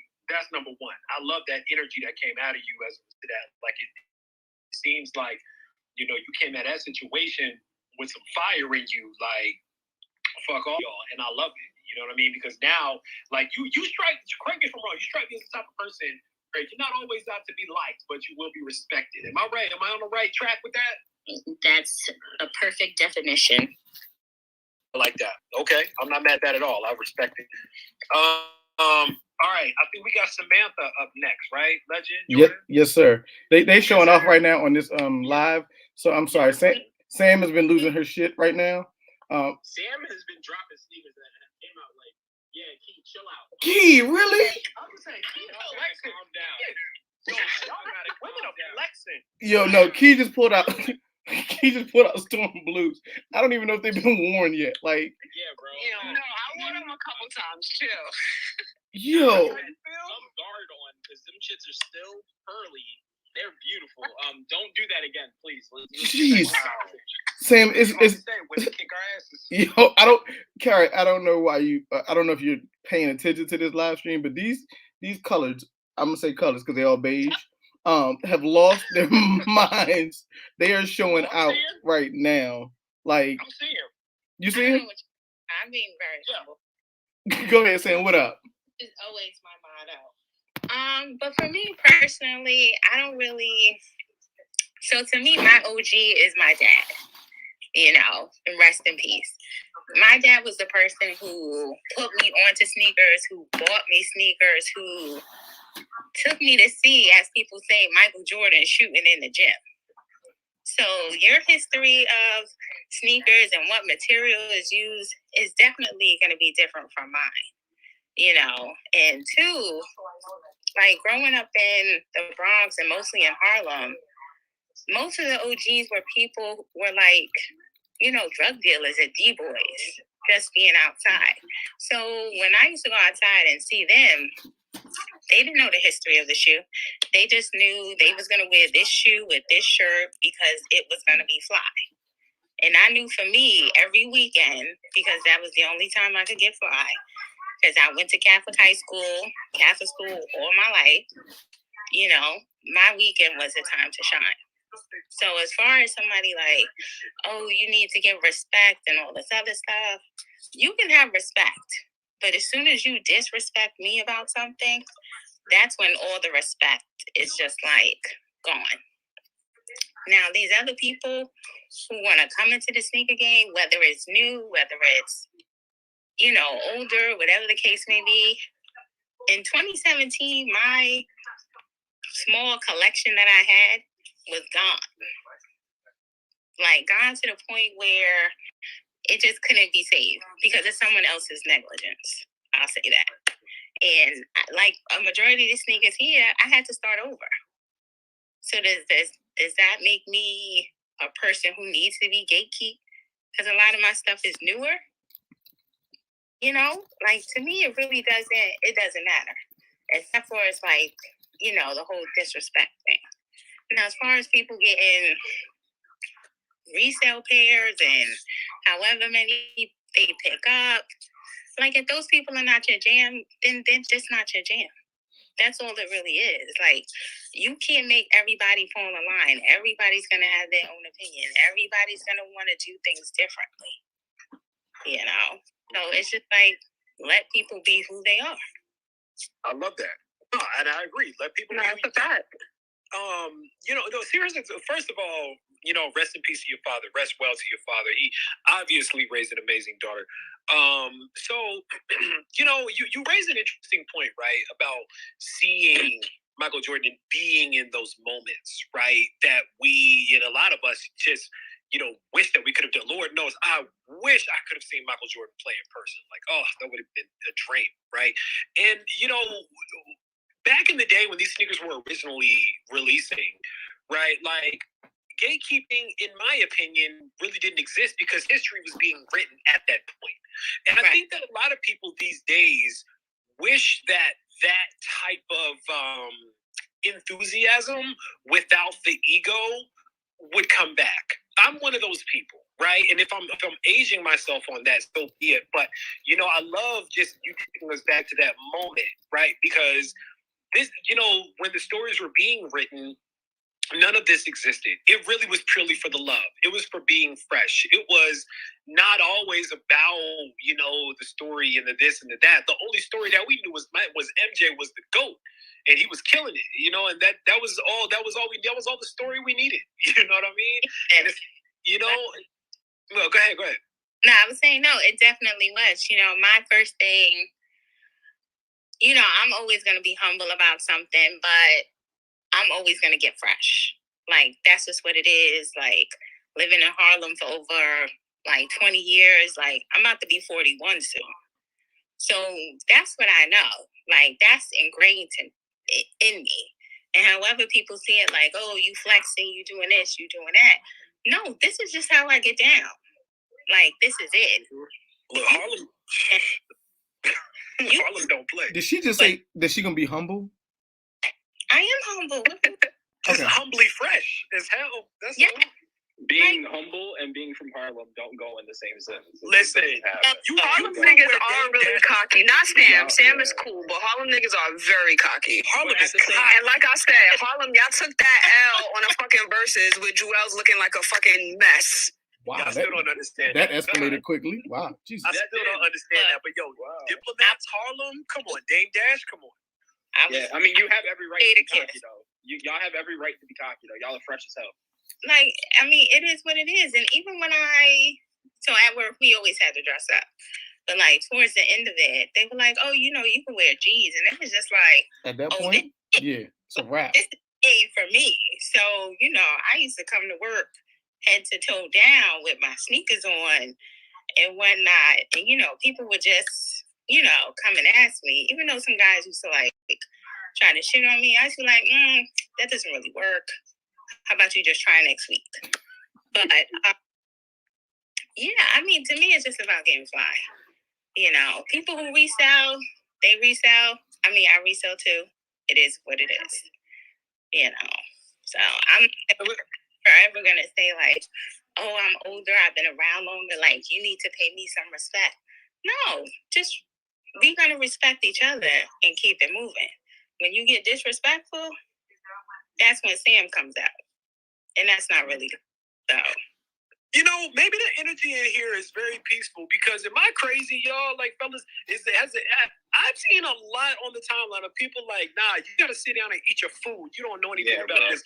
But tonight it's been like, no, we all respect each other and we love each other. I'm like, it's crazy.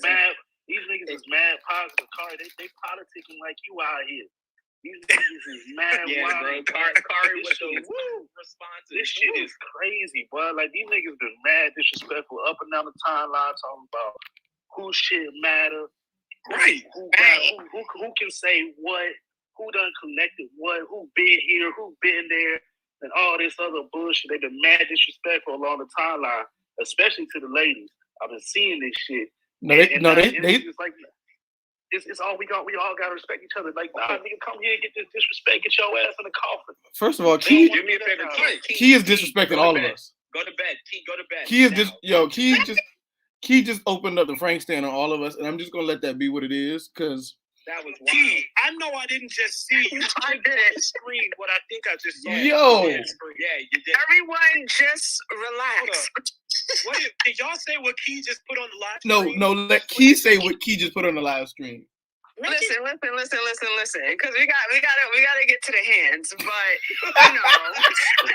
Nah, we can't. I'm sorry. I looked up.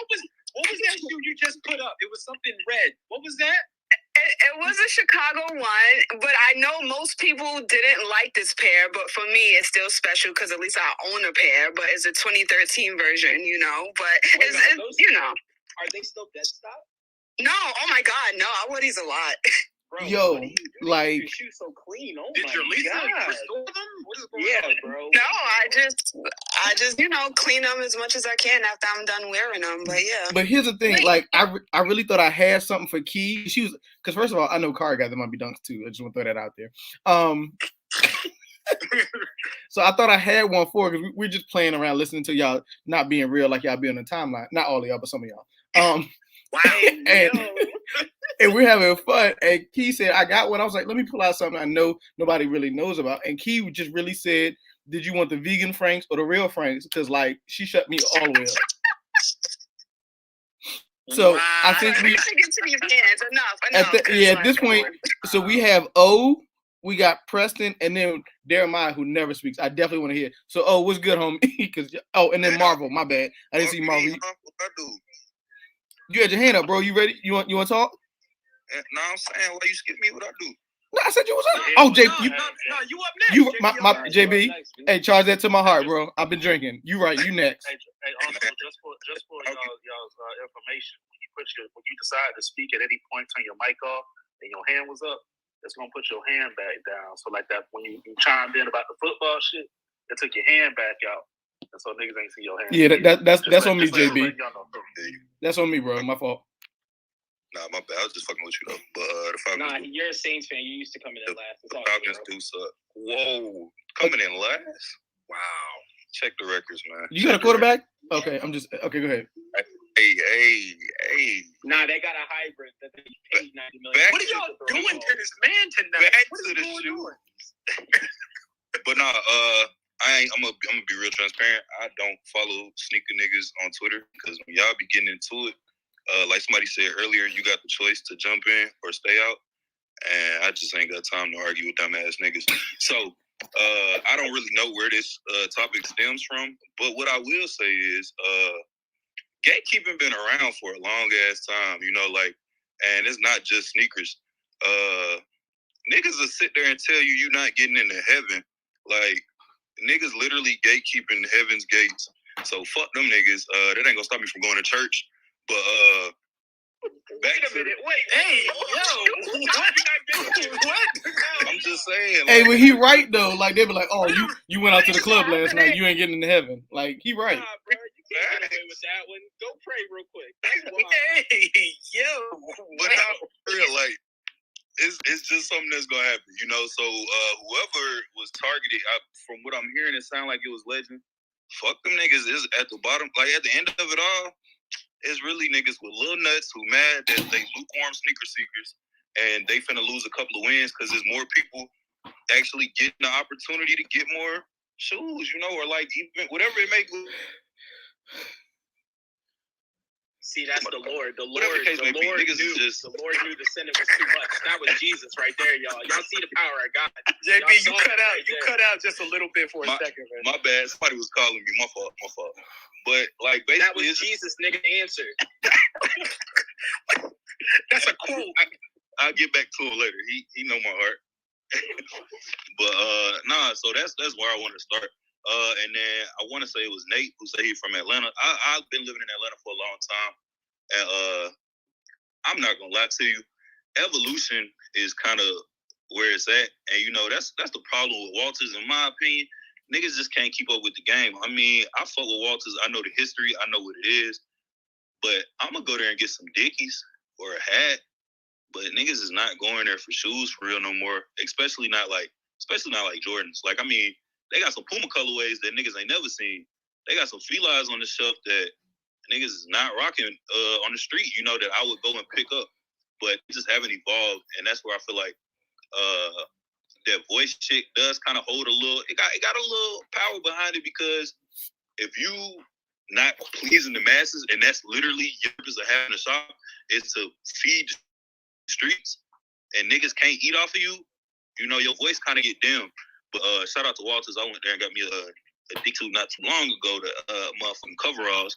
But back to it, I also want to comment on, somebody said something earlier about buying what you like. At this point and where sneakers are, I appreciate them niggas more, like, for just saying, I got these because I like them, you know, as opposed to the resellers, whoever that might be. I ain't gonna say no names, but the resellers, and then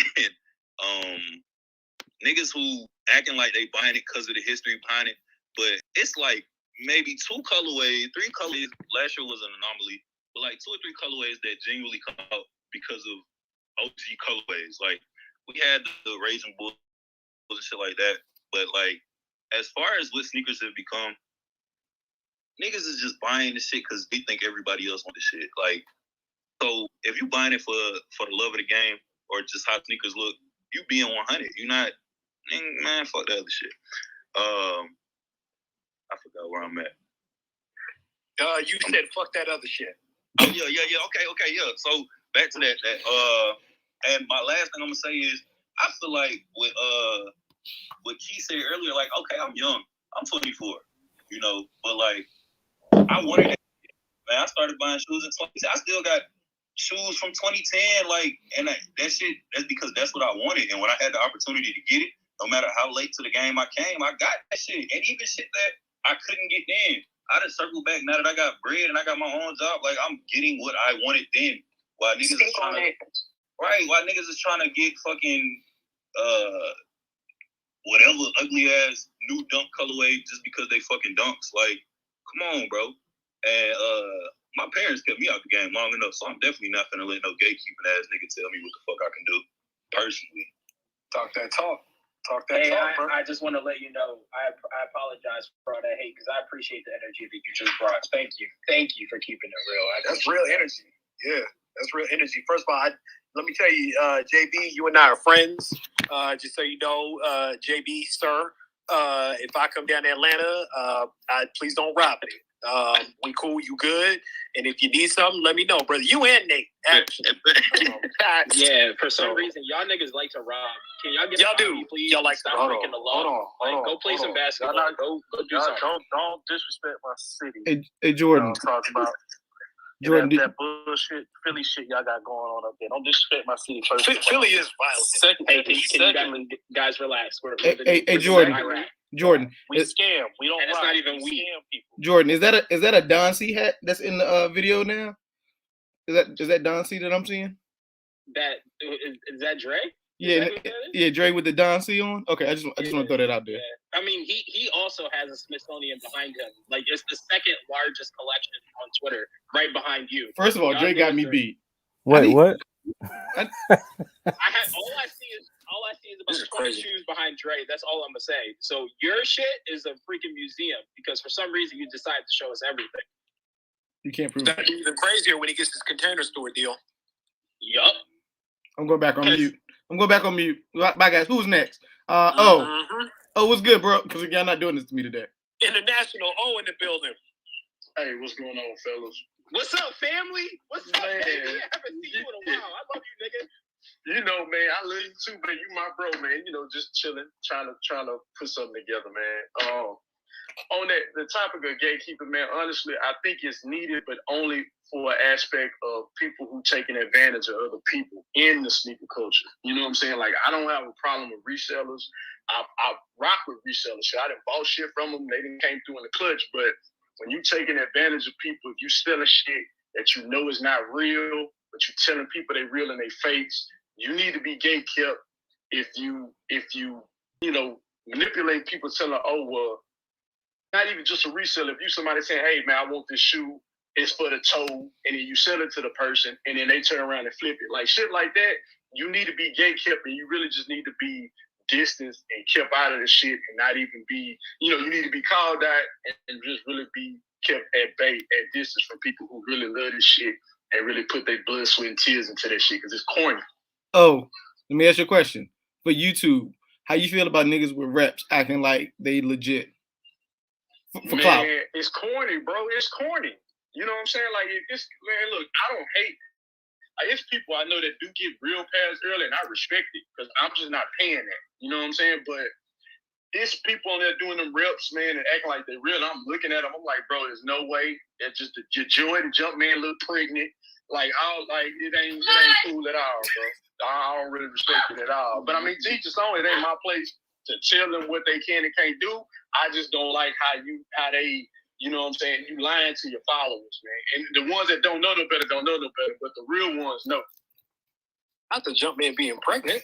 Man, them jump men be looking like Zion out there, bro. Like, come on, stop it, man. Like, don't play that game, dog. Woo!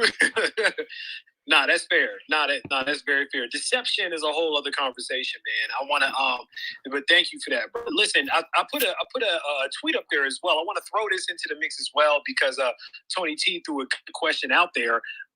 Is gatekeeping either a form of insecurity, yes, or entitlement? Yes. So that's the question tonight. That's I want to throw that out. While we're getting the hands or while we're having a conversation. I'm gonna start that because I like to start shit and then let y'all go crazy after that. It's insecurity because it's, oh, I had this, you trying to be like me. First of all, I'm not trying to be like nobody but my damn self. So if I cop the shoe that you copped, it's just because we both had the same opinion on it that it was copable. Entitlement is a whole nother thing. I don't owe you shit. Okay? I don't owe anybody anything in the sneaker world other than people who have literally done things for me. And even though those things were done for me, they were done out of love. So even at that point, I don't owe you shit. It's symbiotic. So when somebody says, oh, well, you didn't this and you didn't that, I take it as a form of disrespect because I know my life and I couldn't. So yeah, I couldn't, or I didn't grow up in that. I didn't work in the sneaker store until I was older in life. I didn't do all of those things because I was overqualified. You started when you were 18. Congratulations.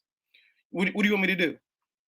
Bottom line is, as I keep going back to time and time again, and Key, I know always has my back, I can dress better than you. So I can take my New Balance 990 V5s and outdress you in your Travis Scotts. So Frank stand. Now I'll let everybody else go. First off, I'm gonna speak. Hold on. First off, I'm gonna speak for the sweatpants nigga community. Relax, calm down. We know you can dress. I don't want to do it. All right. Number one. Number two, it's an insecurity because niggas is for some reason threatened by another grown man or a grown woman that they have to try to humble that person. Let people have fun, for real. Who cares? If Michael Jordan scored 85, which he didn't do, but if he did and they didn't know that, who cares? Like, let niggas do what they want to do. Who cares? My only problem is when you get stuff wrong. Oh, this was created by Tinker Hatfield. No, it's not. Like, so what? So what? Then don't put it's ignorance. It's ignorance. That's all it is. I check ignorance. I check ignorance. That's me. Ignorance is different than just being a dick. Like if you're checking it to say, hey, I want to tell you that it wasn't Tinker Hatfield, so that when you go out in public and you say Tinker Hatfield, people don't look at you like you're an idiot. I look at that as correcting. I'm not gonna be like, oh, this nigga don't know. I mean, I can understand it, but don't try to embarrass people to the point where they don't want to be in a community anymore. No, I want everybody in the community. Gets out of hand. I'm not saying you. I know we're having a dialogue.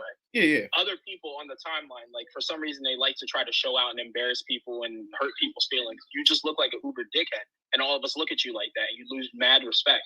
Facts. So that's just how it is. No, agree. I agree with that 100%. And I wear sweats too. Let's throw that. I just want to throw that out there because y'all acting like I stay in jeans. It's not true. Okay. Damn it. You be in jeans more than I do. Kari. That's a fact. Kari. What's up? Let's not do this. I'm chilling. All right, bet. Cool.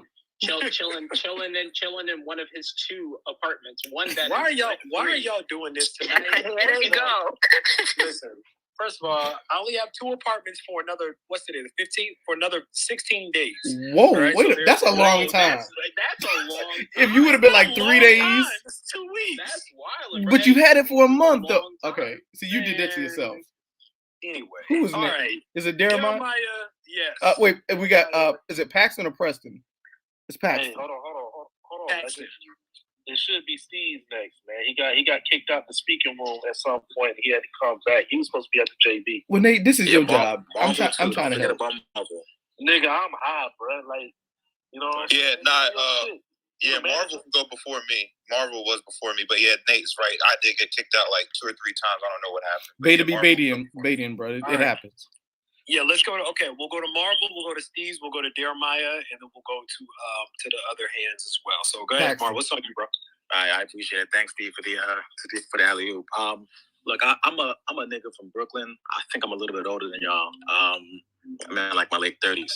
I feel like gatekeepers are okay in the sense if they're like describing what you are in the sneaker community, right? So if you're a hype beast person, then a gatekeeper should be able to tell you like you're a hype beast and don't try to impersonate and make it seem like you're an OG or original sneakerhead, right? If you're a reseller, then own the fact that you're a reseller, and that's kind of what you're claiming in the sneaker community. So I feel like gatekeeping in that sense is important so people know that the lane that they're in and they're not trying to like fool anybody, impersonate what they aren't really doing.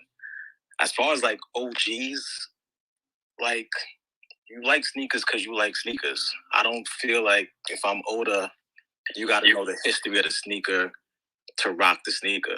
And anybody that's not wearing sneakers because they like it, that's another category that you're in, right? I think certain gatekeepers or whatever should be able to say, like, you just rocking these sneakers for clout. I don't even know if you really like them. People buy sneakers and they don't even wear the sneakers. You know what I mean? So I think there's just a broad sense of like different types of people, levels in the sneaker community.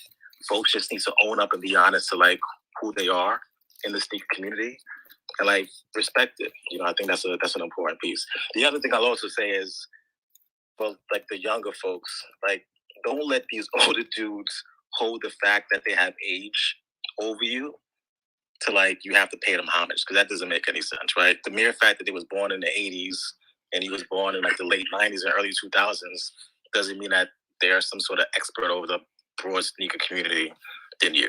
And Nike does a really good job, and other sneaker companies of retro sneakers, and they're doing that on purpose, right? Like you weren't around in the 90s to get these sneakers. Them shits is fire. We're gonna bring them back out now so you guys can get them.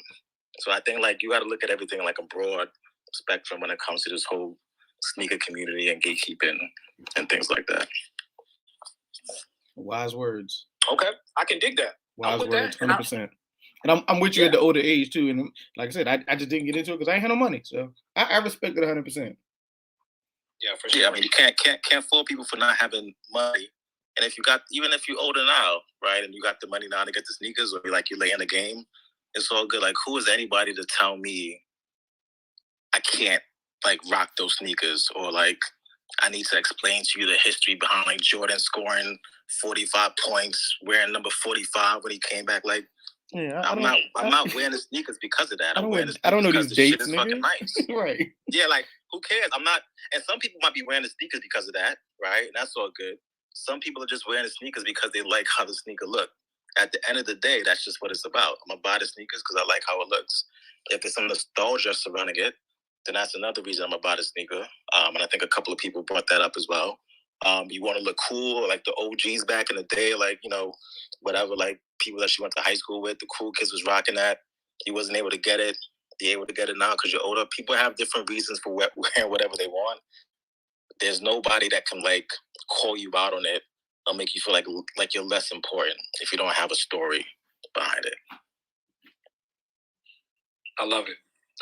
And I wish that we had more energy like that out here, especially from people that are your age, you know, because that tends. Don't say it like he's old. Yeah, I'm not that old. He's not old. I'm not that old, bro.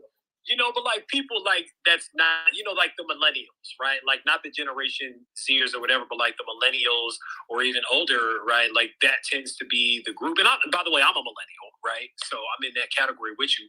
But that tends to be the people that are really like, nah, like you're not certified, like you're not a real sneakerhead. Like those two words together have always bothered me. Real sneakerhead. Like what the fuck? What is that? Real sneakerhead. I never understood that term. Right? Did you just call me old? I had to step away. Yes. I did. But I call myself old. So But I'm older than you, so you were saying like old niggas older than you. I feel like that's what you like. You called me and Sam like you said we don't belong because we don't know how to work Twitter. Why did you add Sam into it? How did Sam catch this? Because Sam really just caught a bullet for what? because she with me. We together. Sam, me and Sam, we like this. Oh, no more, nigga. Yeah, that went left. I'm back on mute. My bad. Yo, Sam is leaving you stranded in Harlem, bro. That's how next time you visit the city. But let me say this. Legend put up this WrestleMania shirt. I have been to many, many wrestling matches. I'm going to go with Bret the Hitman Hart all the way. And that's all I'm going to say. Wow, you're really choosing the Canadian? Wow, that's wild. I am. Wow. That's how long I'm watching wrestling. Sam, like you really. Okay, all right. You know what? This is not the time or place we can debate, and we can get real disrespectful on the timeline later. But Legend, you're the only one that likes Shawn Michaels, nigga. Sit down. Right. Yes. Okay. I need a wrestling space from one of y'all. ASAP. All right. Yes. I'm gonna let y'all talk wrestling because I really want, and I'm gonna be in there because I want to hear that. Look, I used to UWE, one of those belts that I had to save up for by recycling cans. I know my wrestling. Whoa, when it was WWF. Like these niggas don't even know WWE. Yeah, bro. Let's talk about WWF. All right, yo, we're gonna start a space after this. That's why. That's why. Okay, let's get to these hands and then we're gonna start ramping down. We've been here almost 2 hours already. So, Jeremiah, what's up? No, Steez. We got Steez up next. All right, yeah. So just because Marvel had recently spoke on it, I'm just gonna piggyback off of what he was saying first. I do believe that Nike does re-release old retros for everyone else, to come in the game new for their own story.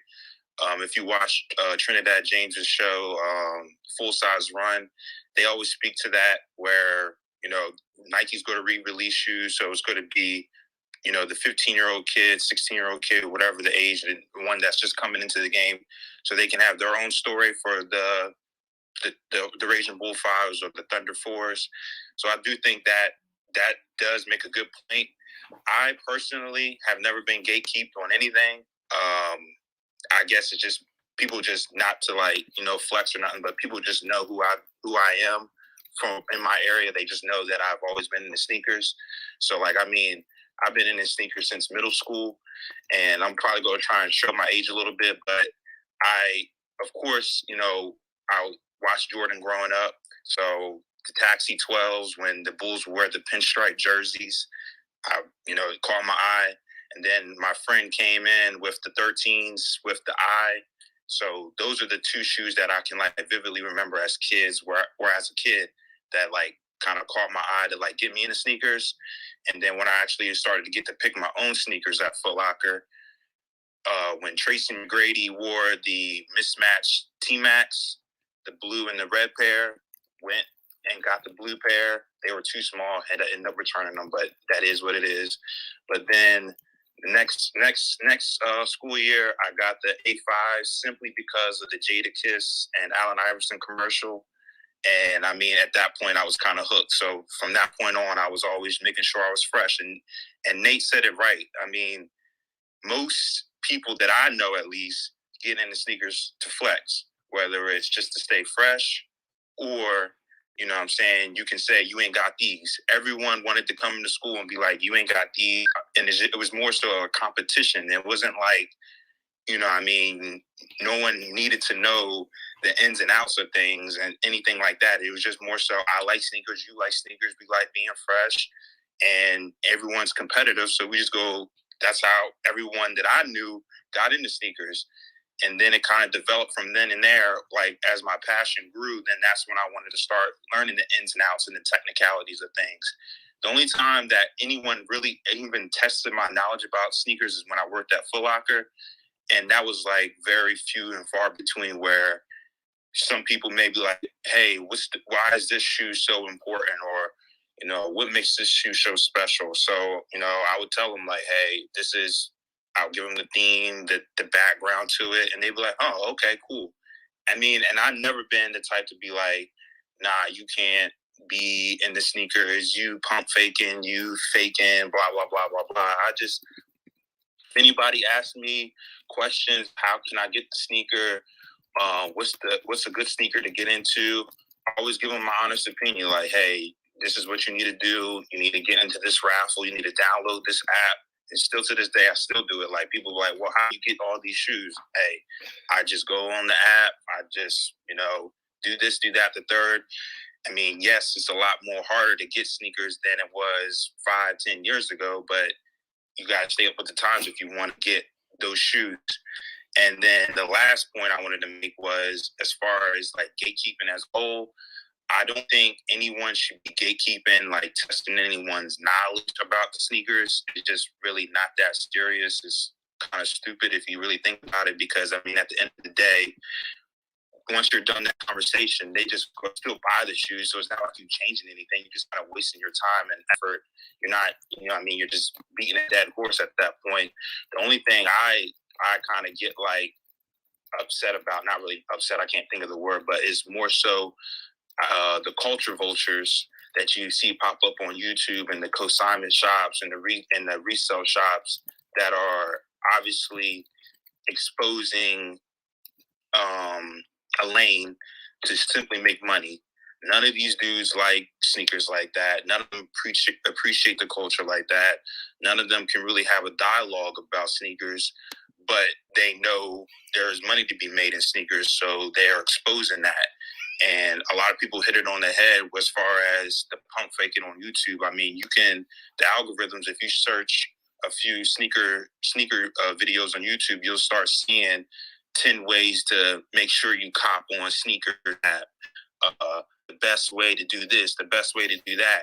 And it's all just to push content. It's really nothing that isn't just common sense or something that can't figure out yourself, or, you know, a simple Google search.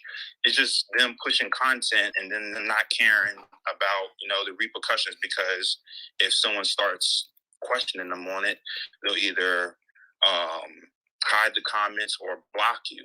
So, I mean, and I even seen it firsthand on Twitter. I just looked at it from afar when Kari was going at it with that other sneaker tuber.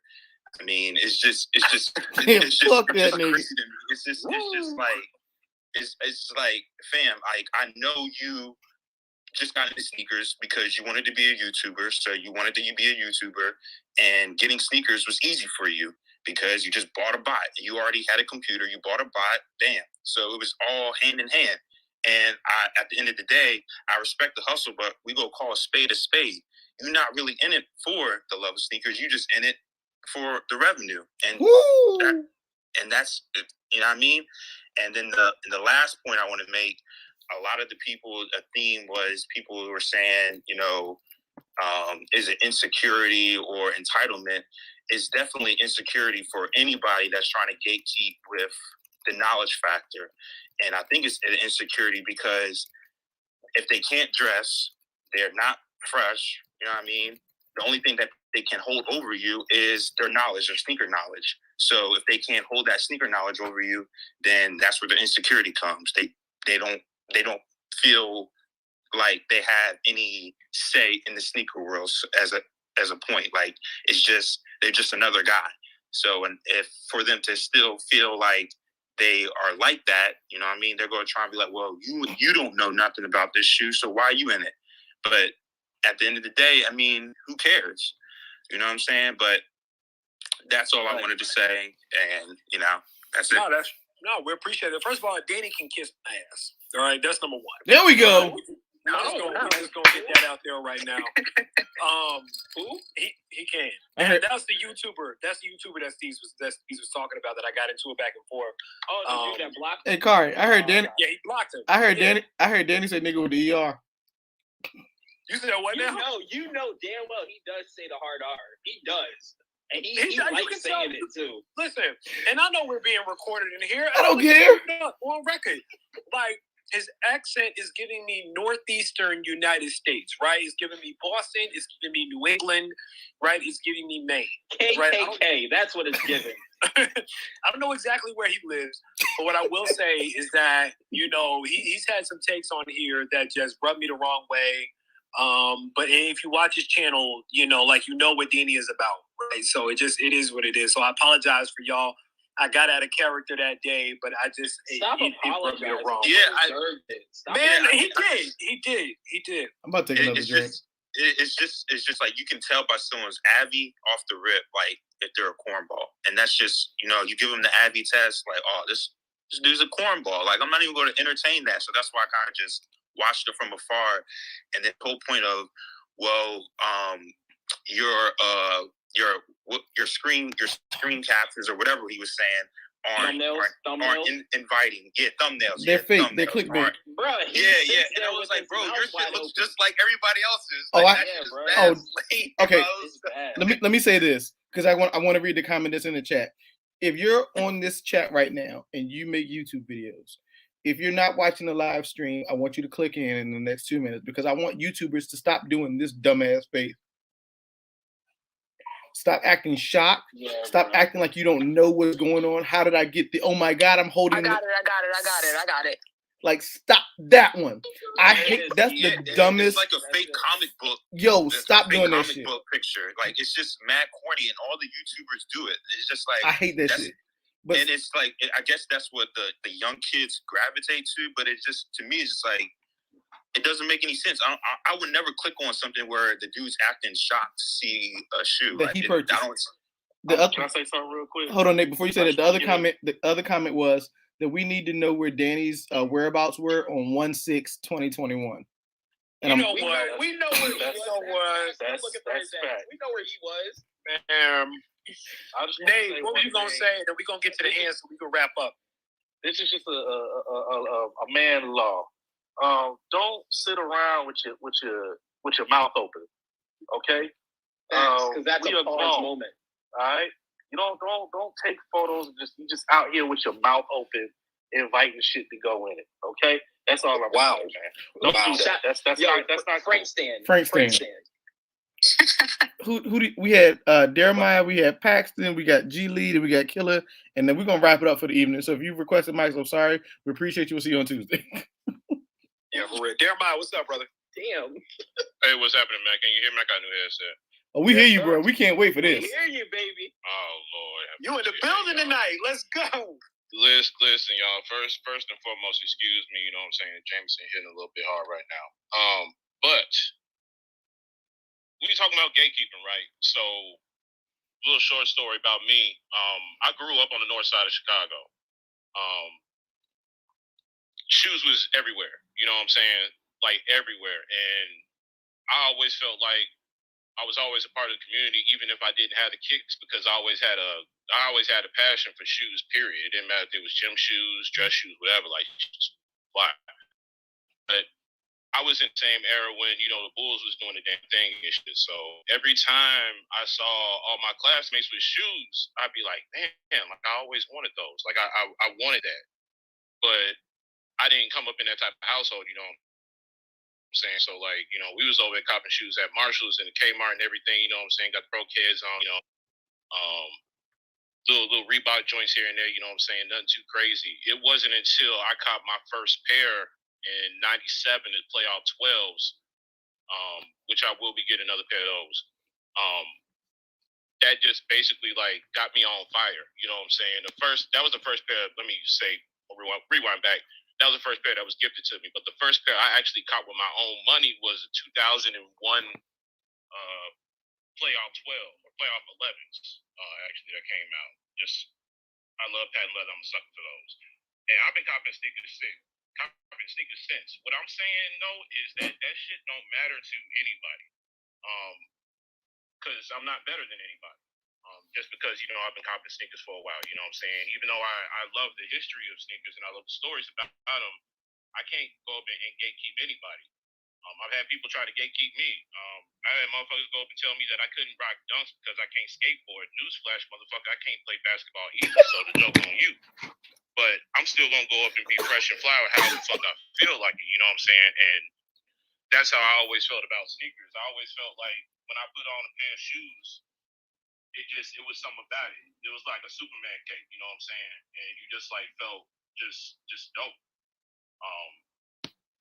And I'm gonna, you know what I'm saying, continue to go up and keep on rocking my sneakers, and ain't nobody gonna stop me or gatekeep me on anything. I don't got a pair of twos right now, and I'm trying to cop some twos this year.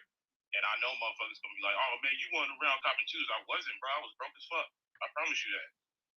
Or I was, you know what I'm saying, on other shit and not really paying attention to sneakers like that, you know. So I'm just saying, you know what I'm saying, to say, don't let anybody go up, you know what I'm saying, and gatekeep you on shit. It don't matter if it's, you know, religion, food, sneakers, none of that shit. Just be you, do whatever you want to do, you know what I'm saying? Because motherfuckers are gonna criticize you regardless of whatever the fuck you do.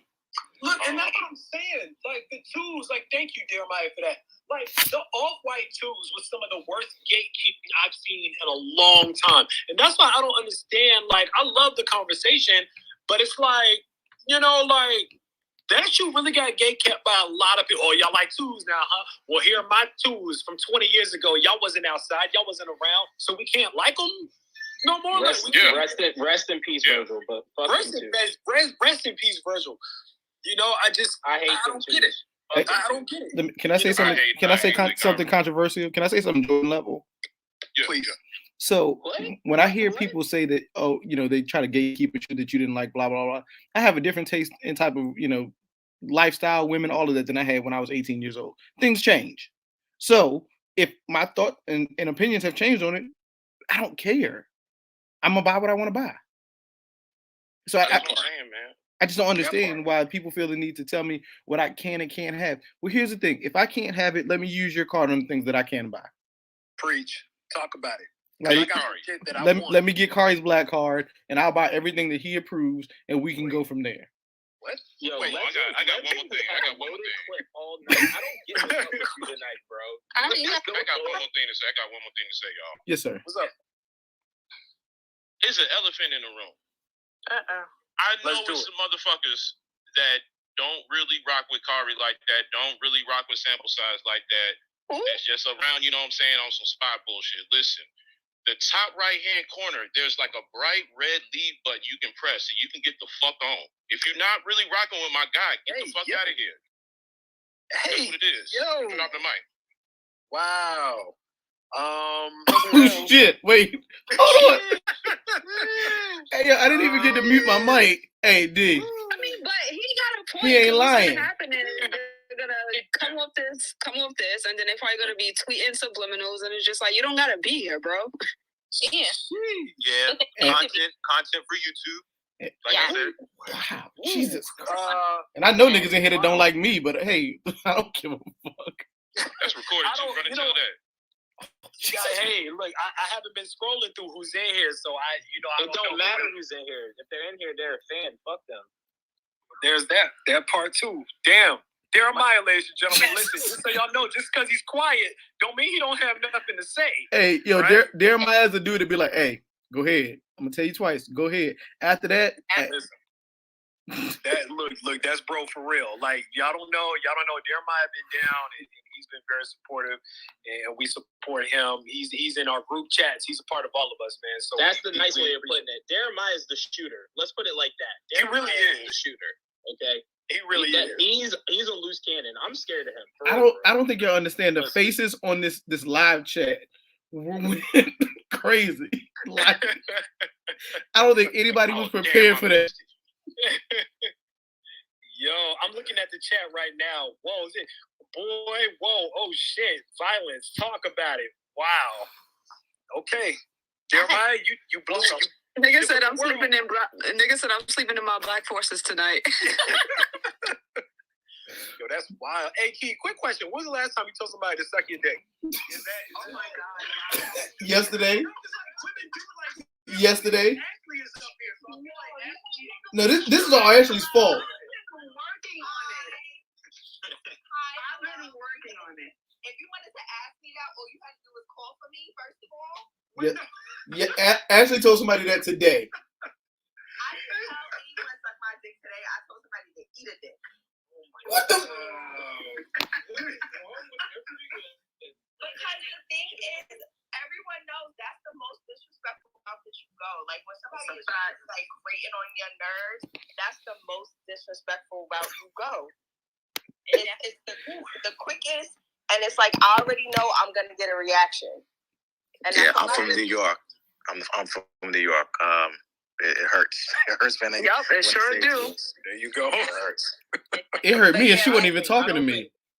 I don't think region has to do with it hurting. Just someone telling you that shit, it does hurt. I'm in the South. Nah, but it hit him from New York. Yeah, because it's a certain way. New York. Yeah. Yeah, it's a certain way that it rolls off when New York women say it, but depending on where you're from, like I'll talk to a friend that lives out in Philly, and I'll like randomly we'll talk about it in a conversation, and he's like, you know, what's the wild thing? He's like, we hear people say that, but that doesn't set us off out here.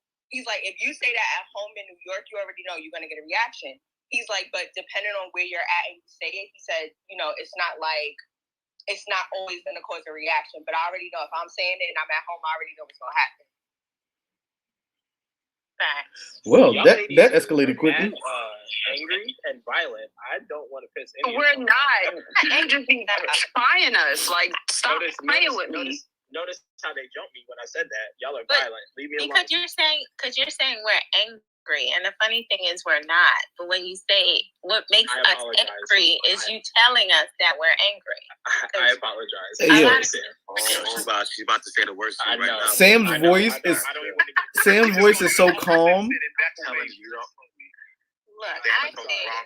Look, We got Paxton. Wait, huh? We got Gemini. We got Paxton. What somebody said about the Bronx?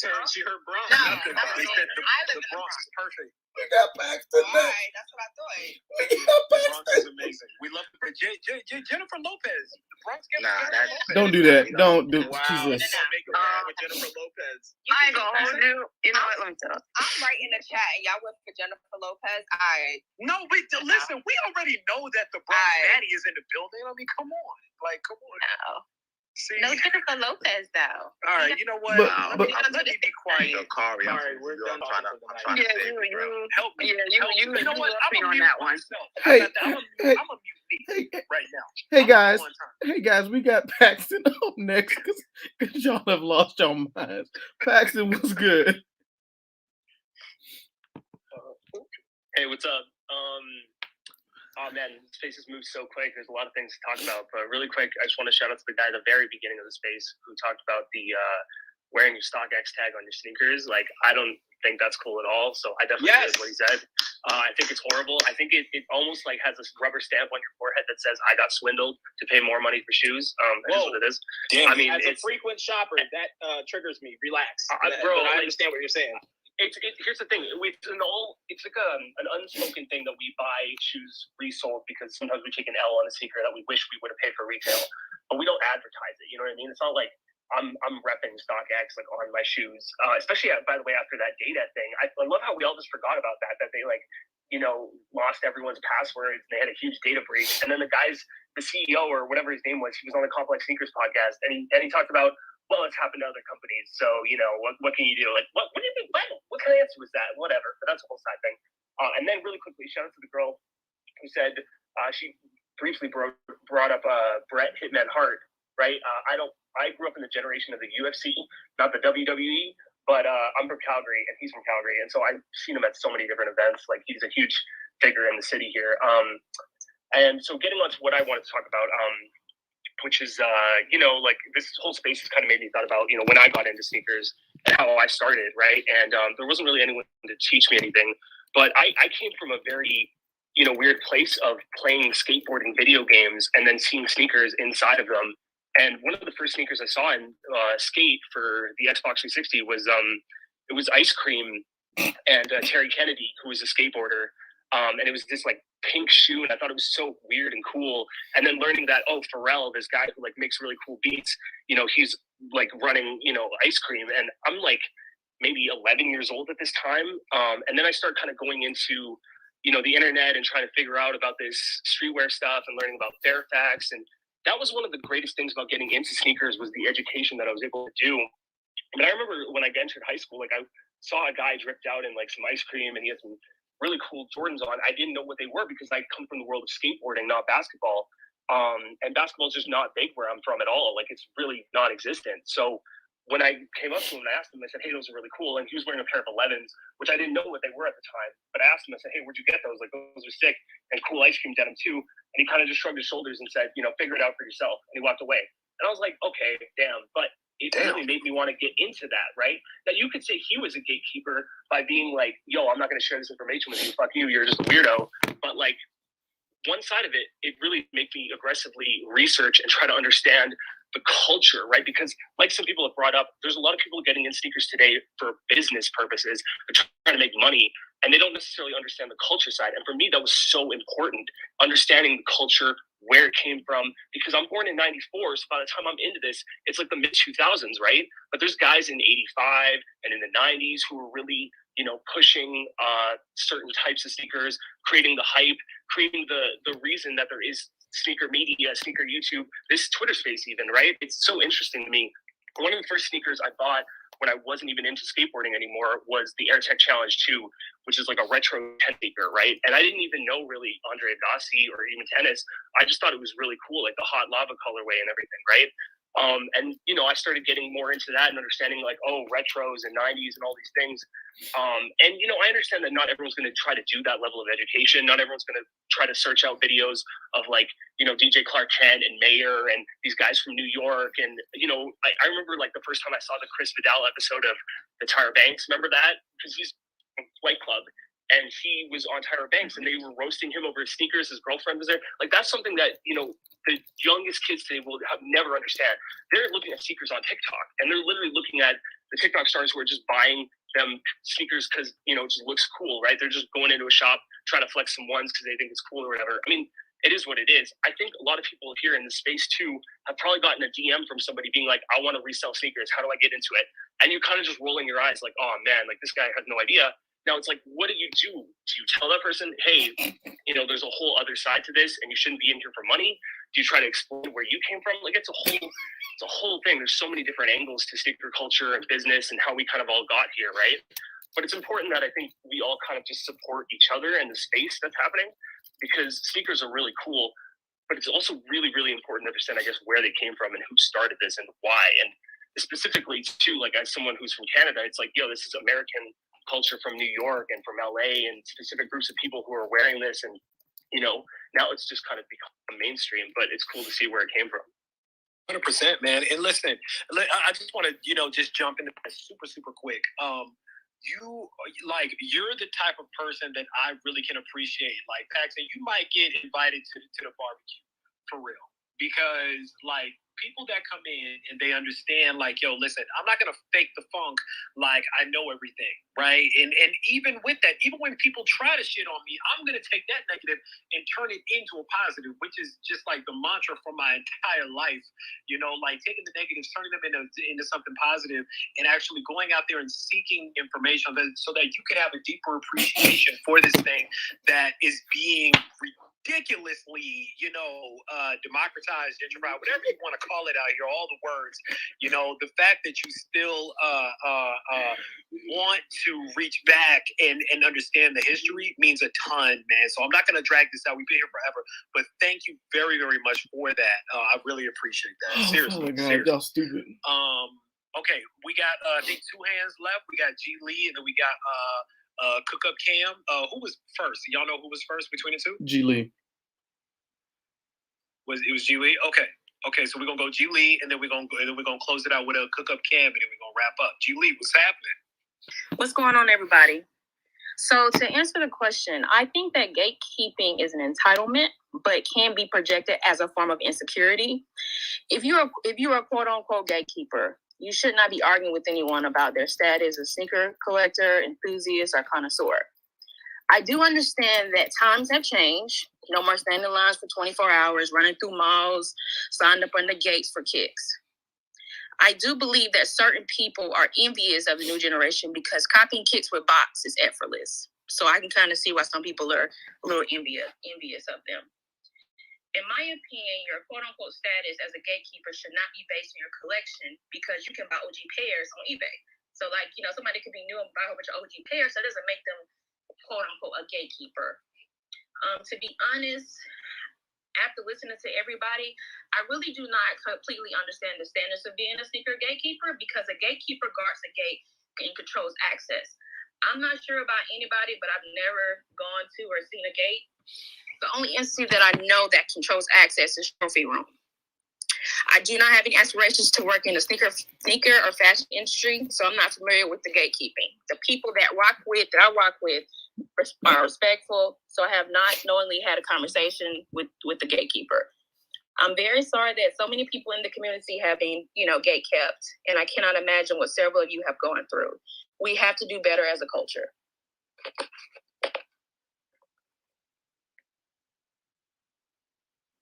Sorry, okay. I was trying to get back to the unmute button. My goodness. Thank you very much for that. And G Lee, listen, I appreciate that, and I appreciate what you just said. For me, and I'm gonna just end it, with of course we're gonna go to Cook Up Cam as well. Gatekeeping to me also meant acceptance and approval from certain people. And so I think that's the aspect of gatekeeping that, I see on the timeline a lot. People feel like you need my approval, and to me, it's almost a narcissistic, way of thinking, right? Where it's like, no, you need my approval, right? Like, this is wrong. Another way I see gatekeeping happening is when people call other people's opinions wrong.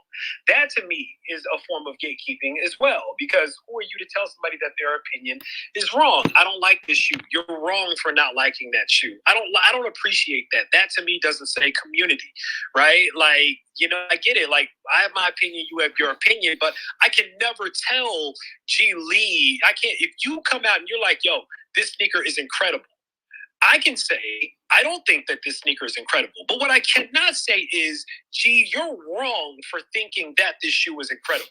I see a lot of that on the timeline, with people telling people you're wrong for your opinion. What the fuck is that? So anyway, thank you very much for that, though. And salute. I'm sorry. Now, Kari, I got a quick question. What's up? So if with that theory, if someone said you're wrong for liking Team Jordans, is that gatekeeping? If somebody came to me and said I'm wrong for liking Team Jordans, is that gatekeeping? Like, yeah, in a way, to me it is. Like, I'm like, who are you to tell me that I'm wrong for liking what I don't like? Just because you don't like it, and see, that's my issue, right? Because you feel like I should feel the same way that you feel. Why? Why is your approval why is your approval needed? That's what I grew up on, so I don't give a damn. You know what I mean? Like, that's my issue here, and I see so much of that every day. I respect what you're saying, because I got to the point in my life where I just, if you rock what you like, I just wanted to ask that because of the, that's a common theme where people get fried for wearing Team Jordans. Yeah, I do. And first of all, let me tell you something. Team Jordans are fucking amazing. All right, let me tell you something. When they started dropping the OG Team Jordans again, the black and white that looked like the half on the bottom with the red jewel jumping on the back, that's the one. Yes, so I'm not talking about those Team Jordans, like the ones that Vin Baker wore or Eddie Jones. Okay. I'm talking about the ones like 6 rings and stuff like that. The ones where they say like the Mexicanos wear and shit like that. Listen, and I like 6 rings. The first colorway, the blue with the purple and the gray, those were fire. I had those in 9th grade, and I would cop them again if I could. So we all see. And who gonna check me? As everybody's saying, Dub Zeros were kind of fire too. Even Dub Zeros was fire. Even the SpongeBob ones that were. Dub Zeros definitely fire. I just look at it as like, that's your style. Like, I can't tell anybody. Like, although I hate when somebody wears a shoe that I have, they can't dress and make it look bad. I can't tell anybody what their economic standards are or what they like. I leave it alone. I've seen people, if y'all watch Trinidad James show, I won't say the name because we're not getting paid by him. Like, when they have their worst take, I've seen people in the streets with those shoes on. And I just go, hey, look, that's what they chose to buy. Ain't none of my business. I wouldn't do it, but that's on them. I killed them ashy ass ones that came out last year that everybody was capping. I mean, that was standing for it. And no, I'm just playing. I had to. It was easy out. I had to. I'm sorry. So we have Killer left because I'm done with you, Jordan. Cook Up Cam. We're gonna finish with you because Jordan's on fire today. Yeah, man, he been cracking some jokes. Y'all can hear me? Yes, sir. Hello? Oh, okay. I'm hooked up to my car right now, so I didn't know if y'all could hear me. But yeah, shouts out to this space and everything, all the time, and I finally got on stage. So, what up, everybody? And shouts out to Paxton talking about the ice creams too, because like I know everybody was talking about like growing up with the single mom and having to get the 2 for $80 and everything. When I grew up, I was grabbing the ice creams like straight from Zappos.com, the board flip 1s and board flip 2s for $80, $80 a pop. And by the time I got out of high school, I had like 40 pairs of them. So I freaking love ice creams. I do love this, whole community kumbaya stuff that we had going on and everything. And everybody's saying, just wear what you want and everything. But I feel like one of the elephants to talk about is this like proud hype beast thing that's going on that I just find like really weird, because when I was, coming up, it was like being called the hype beast was like the worst thing that you could be called. Like that was that was the worst thing possible. And now to see like people being like, oh yeah, like I'm a hype beast, and I only know these Jordan 1s and blah blah blah, and like that stuff is just like mad weird to me. And it's like they're not even buying these shoes to get fresh. They're just buying them to say that like they're wearing these clothes as the clothes being their personality. And I think that that's like one of the things that really kind of tainted the sneaker game, or what I loved about the sneaker game when I was first getting acquainted to it. So that's just what I wanted to bring up.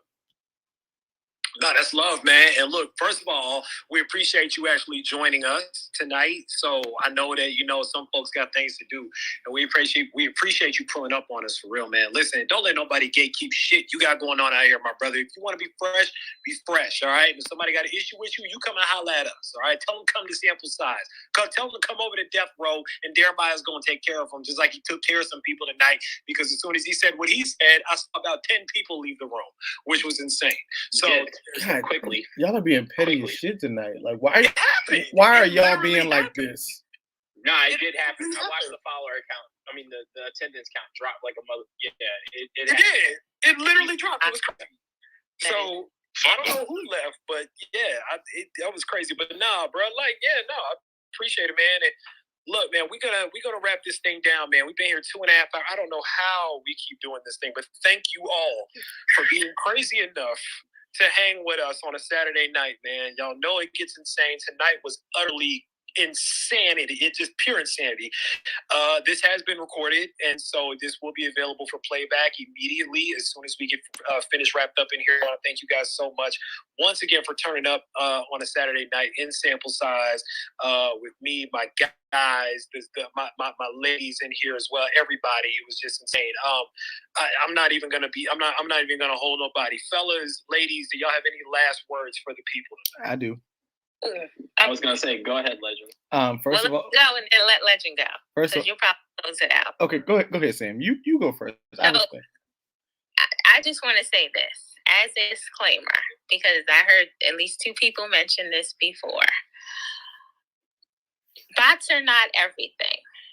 And just because someone has a bot shouldn't automatically discount them from loving or being a part of the sneaker community. Because there are a lot of people who do have bots who also tend to bless other people that they know. So a lot of them, sometimes it's 50-50. It's not always all about the resale. So that's all I'll say. I mean, in a sense, I understand that, especially because, if you have the money to buy a bot and you see how hard it is to get sneakers now, it doesn't take away from them loving sneakers. They just feel like they have no other way to get the shoes, so that's what they resort to. Exactly. I'll be very transparent. Me and Kari had this conversation before. I had a bot. I used it a couple of times, and I was just like, look, I don't really have the patience to get up early in the morning and set up, blah, blah, blah. So, yes, I resold it. for a couple grand. It was definitely, I definitely got my money worth it, you know, reselling it. But it is getting tougher, which we all understand. And trust me, I'm in the same boat with everybody else because I don't have a body. Are you? What? Are you? I mean, really? I'm really going back to my icon status on Adidas. Is that what it is? Oh my goodness, the flex. Are we upset? The flex. But I do a lot of things manually as well as other people. So bots are not everything. Just to put that out there. But that could be another topic for another day. We would love to have that topic. Hey, yo. I know. Hold on real quick. Hey, shout out to Black Magic with the red ski mask on in the crowd. We see you, nigga. You keep robbing them out there. Oh, we supposed to be red ski mask. I forgot that. I want to let y'all know something about him real quick. He bought a new one. Just so y'all know, he tweeted me today. He bought a new Supreme ski mask and it's red. He said he's back. Wow. Just FYI. We see you. We see you. Just Black Magic, I right? see you. I see you, but hey, they can't catch you. They can't see you. It's just because it's red. They ain't seeing your face, bro. I see you. That's facts. Who we got, man? We got a lot of people in here. We got JS Fiend in the building. Your Off-Whites are on the way. He's the Off-White winner. There's a lot of people in here tonight, man. We appreciate y'all. It's always a lot of people in here because we do things the right way. But anyway, Jeez. What I want. Weird. God. Oh, okay. Oh, was that out loud? Shit. Oh. Hey, yo. Okay. So I'm just gonna say, first off, I want to say happy Founders Day to the wonderful ladies of Alpha Kappa Alpha Sorority Incorporated. I don't know how Kari didn't Oh start. my gosh. Thank you. Wow. Didn't start out the conversation with that. But yeah. Happy Founders Day, ladies. It's only because my mom's AKs. I'm about to hold on, series going off. Of course, I want to say every time we had this meeting, I want y'all to remember to wear your mask, protect your brother, protect your sister, and protect Jordan from going into beige rays. So wear your mask. Go ahead, Jordan. I see. Bam, the amount of strays I've caught today directly from you is a crime, all right? Like, it's wild. I did nothing to you. If we have an issue, text me, nigga. We can fix this. It's because I haven't read the chat today, so I figured it was you starting stuff. Oh, my God. But we appreciate everyone that comes here, spends time with our crazy asses. Y'all are the reason that we come back on a day-to-day basis, but also because Kari tried to get me the other day. We're here because of Kari. So as we go into 2022 and we start to build this, and y'all come every Tuesday and Saturday at 7 p.m. Central Standard Time, 8 o'clock Eastern Standard Time, where I am, we come here because we want to be in a great place with great people, but we come here because of Kari. We want to hear his voice and kind of hear his opinion. So we want to thank you, Kari, for continuing even through your move into your mansion to just kind of be here for us. As soon as you get set up, we want you on camera because this chat room is off the charts. I'm just, if you thought some of the things that were said in here were crazy, this chat room, like, yeah. So we want to thank you, Kari, and we're gonna give you your flowers every week because we know that you hate it. So we're gonna continue to do so. I do. Anybody? I'm not the guy. I don't like all that loving on me shit. Listen, it ain't loving on you. It's telling you that you do a damn good job. You need to hear it. Yeah, and stop apologizing to these fuck ass niggas because if they got a problem, they'll at us, they'll at you as a unit, and then we'll let Sam handle it. So that's all I gotta say. That part. Nah, that's love. I appreciate that. And yeah, man, the move is about done. So yeah, I'm looking forward to setting up the computer and getting back in front of the camera and doing the dual stream with everybody. That's gonna be really, really fly, man. I've been following the chat on my other phone, but I'm not logged in on YouTube on that phone. Flex. Man, anyway. Once again, thank you guys for joining us. Until Tuesday, like I said, we got a lot of things cooking. Like I said before, we're talking to Atmos. We're trying to get them in here. We're trying to get some other people in here, and we got some really, really dope stuff on the way. More giveaways on the way too, just FYI, so y'all know as well. I got more sneakers to give away very soon. So until next time, y'all be safe out here. Like let's say, wear your mask, and we'll see you on the timeline. Good night.